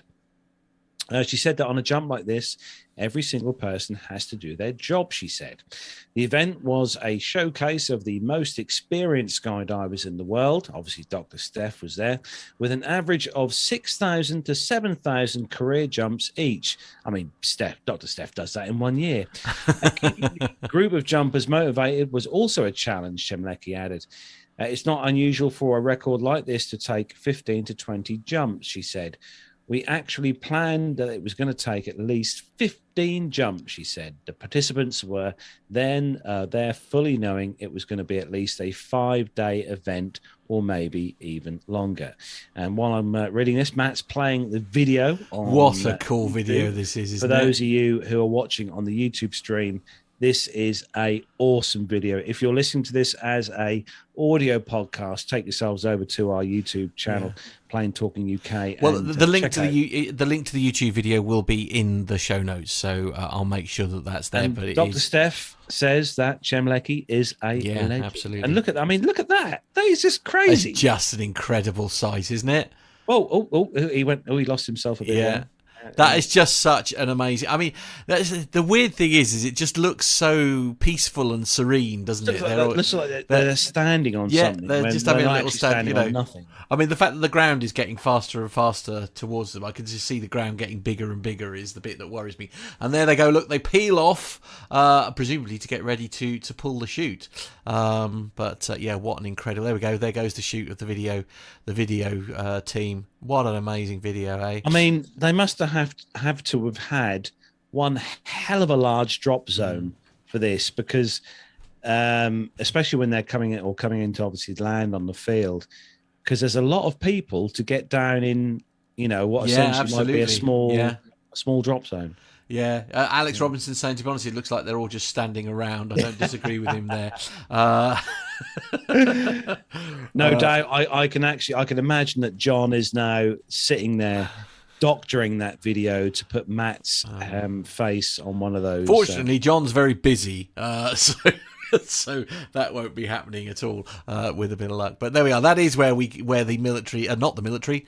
We've still got to do the military. Commercial news. I'll go and have a lie down. Carlos, take over. I'll go and have a lie down. Matt's going to go and have a lie down. That is where we bring the commercial news to a close. So it's time for our segment of the week, which we have every week when I remember, which is our Caption This Just for Fun. And this week, I posted on our Facebook page the picture which we would love you to all send in your wittiest captions for, which you've done this week as always. And this week's picture, Matt, will pop up on the screen. So describe this for our audio listeners then, please. This is obviously the picture in question, which is I think it's probably a low-cost carrier, possibly Southwest or a US carrier. I'm sure one of our chat room members will probably know which airline this is from. Yeah, right. And on the seat with a seatbelt on, I will point out the seatbelt is on, is a rather large hamburger. Yes. Nothing more that we can say to that, really. So it's a aircraft cabin with passengers, and on the seat is a hamburger with a seatbelt on. Quite, absolutely. So, Matt, kick us off with the first one. Okay, so Bernard says, most annoyed by my emotional support hamburger that wasn't allowed to sit at my feet. Stuart says, one-eyed hamburger forcibly restrained and gagged during encounter with excessively long leather boots. Dirk says, whoa, look at this lucky guy going on holiday with these juicy buns sitting next to him. Sorry, he says in brackets. That's very appropriate, yeah. John says, after comparing the prices of an EasyJet warm wrap to that of purchasing another seat, passenger buys another seat for her own Scooby snack. Darry says, flight attendant, someone has stolen my fries. I demand the captain declare an emergency and land near the closest McDonald's. Next one is a hark to one of our stories from a few weeks ago. And this is Steve said, I love this. Emirates is a reality after all. Because he's referring to the April Fool's Day that Emirates did. David says, Macca's, Aussie for McDonald's, new holiday bundle deal. Large burger with fries and a return trip to Malta. Oh, good choice, David. Good choice, David. He wins straight away. Right, okay. Bob says, self-catering flight. I mean, that's always an option. Neil says, this should stop me throwing up my burger if we have bad turbulence. Right, okay. And Sue makes a... horrified she is. Sue makes a very good point, actually, with the current situation on the airlines. What? No mask? Although you could argue the seatbelt's doing a very good job of covering the thing. Anyway, that's the caption competition for this week. It will be back next week. You'll release it on Wednesday, all being well, yeah? Oh, God. Lee more. Davies in the chat room has brought another comment for this. Do you want flies with that? Oh my word. Dearie me. Richard Adams, in-flight catering on a newly introduced business class by Easy. True. Micah pens the song that goes with the advert. 2 all beef patties, special sauce, lettuce, cheese, pickles, onions on a sesame seed bun. Right. I'm sure he could sing it a lot better than me. Yeah, absolutely. Captain Jeff has also chipped in here saying, hold the pickles, hold the lettuce, special orders don't upset us. Turbulence does, though. And Richard Adams will end with Richard Adams' comment, burger me. Family show, Richard. Honestly, family show. Honestly, yeah, indeed. There we go. That is the caption competition for this week. Then. Right. So we have got some military news from Armando. Yeah. And we will be back with you with said military news right after this. Well, welcome to our London studios. Welcome to the A320 Lounge webinar tech presentation, obviously for the 320 series. Welcome to the A320 and 737 Lounge, bringing technical refresher courses directly to you. Using our cutting-edge broadcasting facilities, enjoy a fully interactive technical refresher course from the comfort of your own home. All of our webinars are live and you can ask your instructor a question at any point during the day. All of our instructors are highly experienced and can help you. No more expensive nights away from home, no new software required, just an internet connection. Courses are run at regular intervals, so check out A320 Lounge and 737lounge.com for more details. Discover the pioneers of speed and adventure at one of the UK's most iconic museums. Whether it's a tour of the legendary Concorde, a walk around the Brooklands aircraft factory, or maybe a behind-the-scenes look at the McLaren automotive cars, the Brooklands Museum has it all.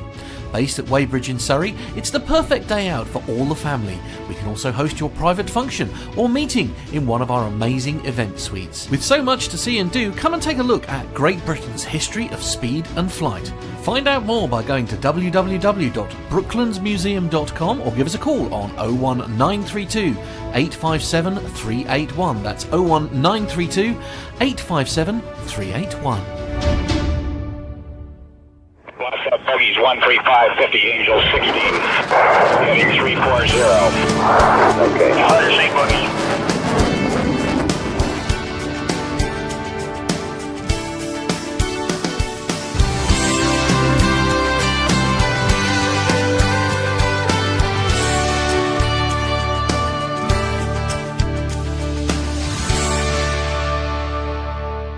Everybody has tuned in. This first military story is from defensenews.com.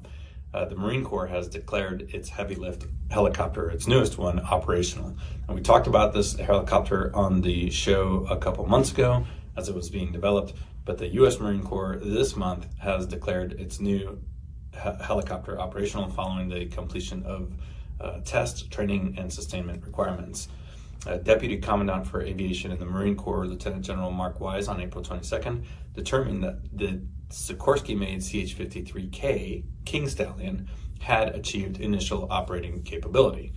They announced that just last week on April 25th. So the CH-53K provides significantly improved capability over the CH-53E, the Super Stallion.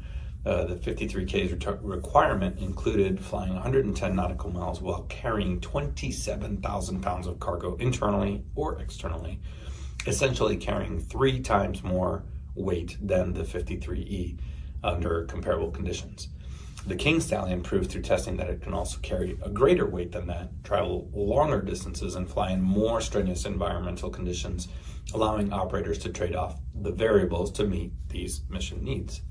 So the 53K, the CH-53K, was previously expected to reach initial operating capability in 2019-2020, but the program, of course, as we talked about last time on the show, ran into some significant technical challenges in early 2019.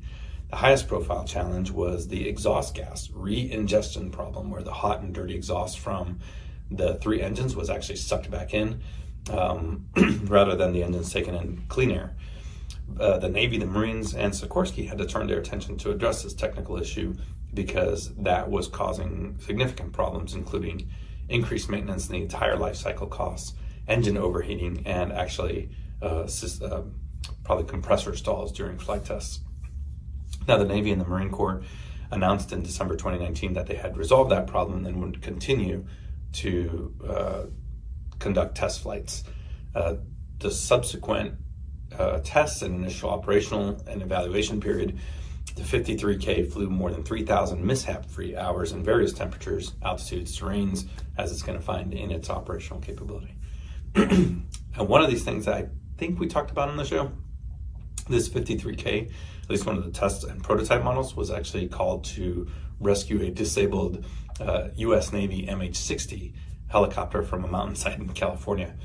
The Navy initially thought that the only way to recover this helicopter was going to be to cut it into pieces and put it on a truck, since at the time there was no other military aircraft that could reach that kind of rugged mountainside at a high altitude and carry that much cargo out. But on September 5th of last year, the Marine Operational and Test Evaluation Squadron, which had these 53Ks, they went up there and said, we can do it. And they retrieved that Seahawk off of the mountainside. So according to a Marine Corps statement, the 53K has about 57% more horsepower, 63% fewer parts, contributing to a lower maintenance requirement and more operational time as opposed to maintenance downtime for these helicopters. If everything goes according to plan, the helicopter should enter full rate production by fiscal year 2023 and go on its first operational deployment with the U.S. Marine Corps probably sometime in 2024. I was just looking into a bit of the history of CH-53. Okay, cool. And obviously, Armando's talking about the K model there, but the actual original YCH-53 was first flew, Matt, in 1964. Goodness me. I know. It's always amazes me when you get something like this in a military aircraft or helicopter, whatever, and it progresses from it's like they go through the actual letters A, B, C, D, F, G, H, I, J, and we're now on the K model now in 2022. But 1964 first flight, introduced into service in 1966. So wow, amazing. So next story on the list here, Matt, and you're going to the Politico.com for this. We are indeed. Now, this is a sort of like a follow-up on one that we covered, I think it was either last week or the week before, where I think it's safe to say a little bit of a mistake was made, meaning that a very important building or two had to be emergency evacuated. As I say, Politico.com is the website, and the headline is, "The FAA admits fault in capital aircraft incident." The Federal Aviation Administration on Friday admitted it was the the source of the communications breakdown that forced an evacuation of the Capitol complex on Wednesday over fears that an unidentified plane was heading there with nefarious intent. In fact, it was a US Army demonstration plane containing the Golden Knights parachute team who had been set to skydive into a Washington Nationals baseball game later that night. The FAA's initial review of the circumstances surrounding Wednesday night's parachute demonstration by the US Army Golden Knights at the National Park showed that we did not provide advance notification of this event to the US Capitol Police. The agency said Capitol Police had to issue an evacuation alert to those in the area during a flyover for what was ultimately ended up being a false alarm. USCP defended its actions in a statement issued Thursday morning, saying the precautionary measure to evacuate the Capitol was not one we take lightly. The Army plane with the Golden Knights parachute team took off from Joint Base Andrews outside Washington and was circling the area around the Capitol Wednesday evening. The US Capitol Police declined to further comment on Friday. The FAA tracks events surrounding the highly restricted airspace around the US Capitol complex and other nearby federal buildings from the National Capital Region Coordination Center located in Herndon. VA liaisons from the FAA, Defense Department, Secret Service, Customs and Border Protection, US Capitol Police and the Transportation Security Administration monitor events from NCRCC full-time. The FAA said it apologises for the disruption and fear experienced by those who work there, adding a further review into the communication breakdown is underway with partner and other law enforcement agencies. Together, the agencies will additionally take any steps that are required to prevent such incidents from occurring in the future. I mean, someone didn't check their emails. Absolutely. Or somebody didn't send the email. I think that's probably the most likely thing. Went in the spam yeah, folder. Absolutely. That's the old excuse. Yeah, well, given the fact that the FAA have apologised, it would rather suggest that they forgot to tell them. I think that's probably what the problem is. So, but I mean, you can understand, can't you, the nervousness for one, for evacuating it. I mean, obviously, it's you can understand why they did it. I mean, some people are saying it's an overreaction. It's still very amusing, though. Fortunately, it is something that we can just laugh about now, I guess. Yeah, never mind, eh? Next story. This one comes to us from thedrive.com, and Boeing unveils first T7 Alpha or T7A Red Hawk training jet for the Air Force. So the Air Force's new advanced jet trainer achieved an important milestone with the official rollout ceremony in St. Louis this week. Boeing has rolled out the first T7A Red Hawk built for the US Air Force under the Engineering and Manufacturing Development EMD phase of the program. These jets are set to be the service's first new advanced jet trainers since the T-38 Talon, which first took to the air more than 60 years ago.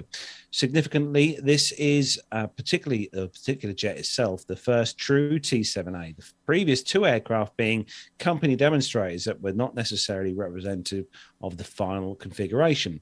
This week's rollout ceremony at the Boeing's plant in St. Louis, Missouri, saw industry leaders and Air Force officials bring attention to the game-changing attributes that the T-7A is expected to bring to the training pipeline. The first of a planned 351 T-7As for the service, which Boeing builds as the first aircraft to be fully digitally designed, are due to be delivered to the Air Forces at Joint Base San Antonio Randolph next year. Ted Colbert, President and CEO of Boeing's Defense, Space and Security, said in a statement, "We are excited and honored to deliver this digitally advanced next generation trainer to the US Air Force. This aircraft is a tangible example of how Boeing, its suppliers and partners are leading the digital engineering revolution. The The T-7A will prepare pilots for future missions for decades to come. Saab's president and CEO, Michael Johansson, said that this is the culmination of years of work and design and partnership between Boeing and Saab. Saab's knowledge and expertise contributed to the design and production of this world-class trainer, with more than 1,000 Saab employees involved. And collectively, they said they set out an ambitious vision to redefine what a jet trainer is, but also how they are made, and they have succeeded. At the same time, the rollout ceremony had a strong emphasis on the legacy of the African-American Tuskegee Airmen, the famed Red Tails of World War II, who are honored in the name and livery of the new trainer. General C.Q. Brown, Chief of Staff at the Air Force, in a Boeing media release, said Tuskegee Airmen are one of the most celebrated units in our Air Force history, and the T-7A honors the bravery and skill of these trailblazers. Like the airmen, they were named and painted to pay homage to the T-7A Red Hawks break down the barriers of flight. These digitally engineered aircraft will make it possible for a diverse cross-section of future fighter and bomber pilots to be trained and provide an advanced training system and capabilities that will meet the demands of today's and tomorrow's national security environment. Once in service, the aircraft are also expected to be much more adaptable than their predecessors, with open architecture software to allow new capabilities and training elements to be inserted to keep pace with the modernization of the wider Air Force. I suppose with these new jets, Matt, these are all, it's not just so much the hardware, it's software that's involved with these aircraft. I suppose, when you are putting new software onto a trainer like this, it's probably as simple as a plug and play kind of thing. So absolutely, indeed. So moving on to the last story, this one's from Armando, and we're going over to the defensenews.com for this one. All right, you guys are going to have to hang in there with me for that. If we've made it to this story, it means we had some extra time. And I wanted to throw in this story because I'm going to take a little personal note on it. But just recently, with the conflict in Ukraine going on, this article was published from defensenews.com regarding SpaceX, and SpaceX specifically shutting down a Russian electromagnetic warfare attack in Ukraine last month. The Pentagon is taking notes of how they did this. So Russia's efforts to conduct EW, electromagnetic warfare in Ukraine, show how important it is to quickly respond and immediately shut down such attacks, according to Pentagon experts. The U.S. needs to get much better at its own EW rapid response capability, they said in a recent conference just this week. As we in the military had said for a long time, there's a lot to be learned from the civilian sector, the private sector, on innovation and rapid deployment of some technologies.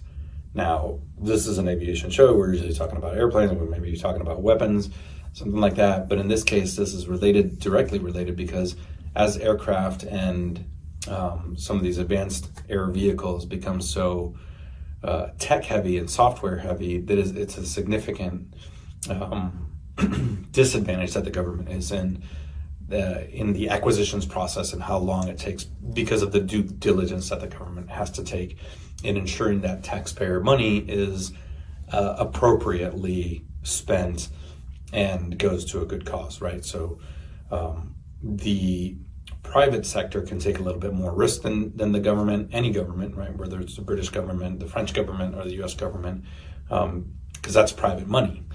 With the governments expending taxpayer money, usually these processes take a lot more time. So this one of the directors of electronic warfare from the Office of the Secretary of Defense, his name's Dave Tremper, said, or pointed out recently, SpaceX's ability last month to swiftly stymie a Russian effort to jam its Starlink satellite broadband service, which got a little bit of press in the beginning of the conflict. The Starlink satellites are or system are keeping Ukraine connected to the internet throughout this whole conflict. SpaceX founder Elon Musk obviously steered these thousands of Starlink terminals to Ukraine. That was covered in the news and the media after somebody in the Ukrainian government basically requested for help, asking for help in the conflict. So according to some reports, the next day after reports came out that the Russians were jamming the Starlink terminals, Starlink slung a line of code and immediately fixed it and prevented any further attacks. And that suddenly that attack was completely kiboshed, right? So from an EW or even a software perspective, to be able to integrate a line of code for information security or operational security that quickly was fantastic. But the government, on the other hand, as I said, has a significantly longer timeline in making those types of corrections.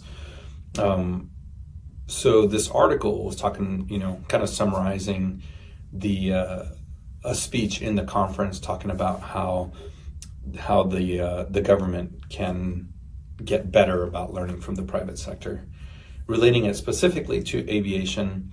The Air Force's newest in development Compass Call. So the Compass Call was traditionally a C-130 with all kinds of technical gizmos and gadgets that were designed to jam frequencies, jam communications, as well as some other specialized missions. That aircraft is being replaced by the EC-37. And this is a prime example of how digital engineering is transforming how the U.S. Air Force approaches this new electronic warfare battlefield, an information warfare battlefield.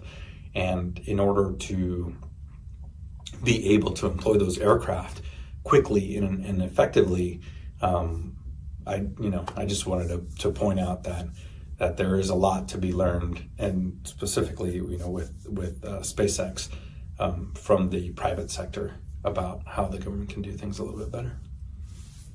I mean, I'm very glad that Armando was explaining that story, because I've got no hope of being able to sort of do that. So thank you very much to Armando for that. We're going to start wrapping up very quickly. That is the end of the military for this week. I'm just going to very quickly circle back to one of the stories literally hot off the presses. We were talking at the start of the show about the Red Bull plane swap pilots and obviously what happened there. Just a very, very quick update is Red Bull plane swap pilot appears to post Instagram confession. A message on Luke Aitken's Instagram page indicates that he disobeyed the FAA without telling team members, which is a bit naughty. Oh, that's the Red Bull one, yeah. Yeah, that's the Red Bull one that we did earlier. So Luke Aitken's the lead pilot for the Red Bull plane swap. Sorry, it's literally on my phone. That's how hot off the presses it is.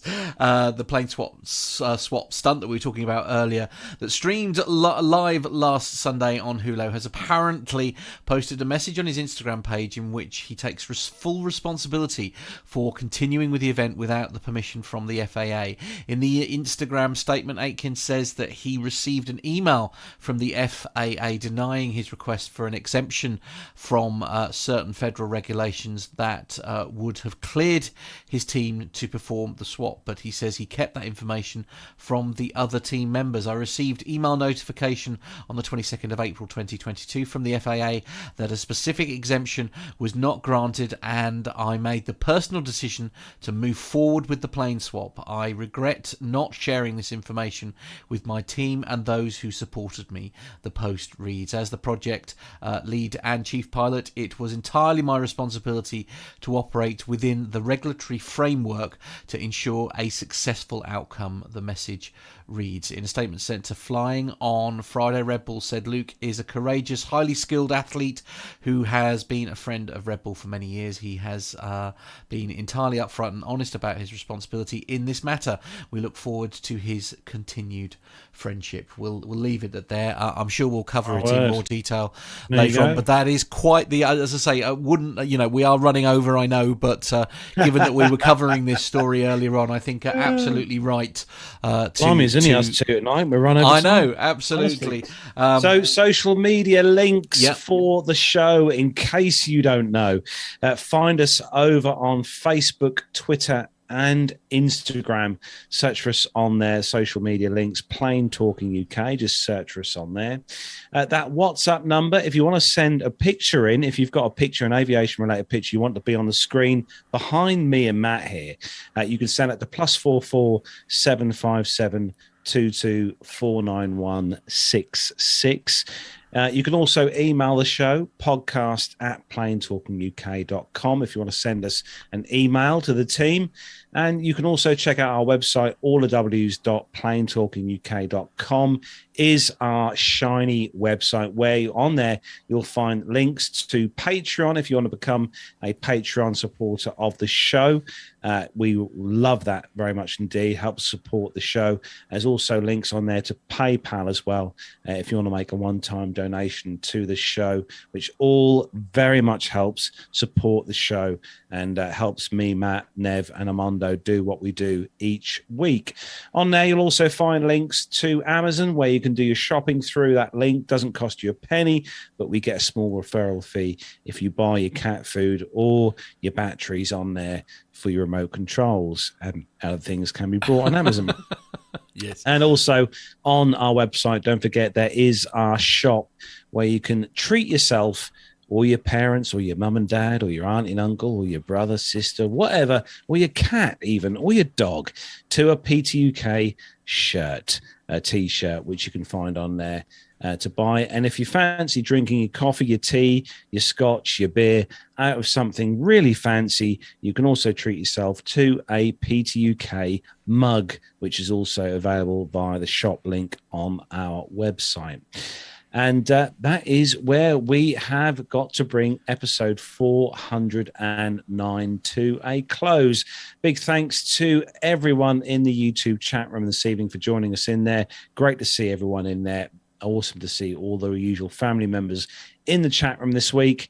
And big thanks to John for all his hard work in the background this week as well, getting everything ready. And also to Matt as well for being an absolute legend this evening and making sure all the buttons and stuff have all been pressed in mostly in the right order. Mostly in the right order this evening. I'm mostly very proud of myself. And a big thanks as well, before we finish, to all our audio listeners of the show. Absolutely. Who download the show every week and listen to us as an audio podcast. Thank you to you as well. And don't forget, if you are downloading through iTunes, Podbean, Stitcher, or one of the other marvelous podcast downloading platforms, don't forget, if you've got an option to leave a review, we'd love it if you could leave us just a little review on there to say how amazing Matt Smith is. So that'd be absolutely fantastic. So that is where we're going to bring, please don't do that, episode 409 to a close. And hopefully all the team will be back next Friday. We live in on hope. The show. Absolutely. So that's it from me, Carlos, here in my home studio, from Matt over in the PTUK Master Studios. Have a fantastic weekend. Take care, everyone, and see you next Friday. Take care, everyone. Bye-bye.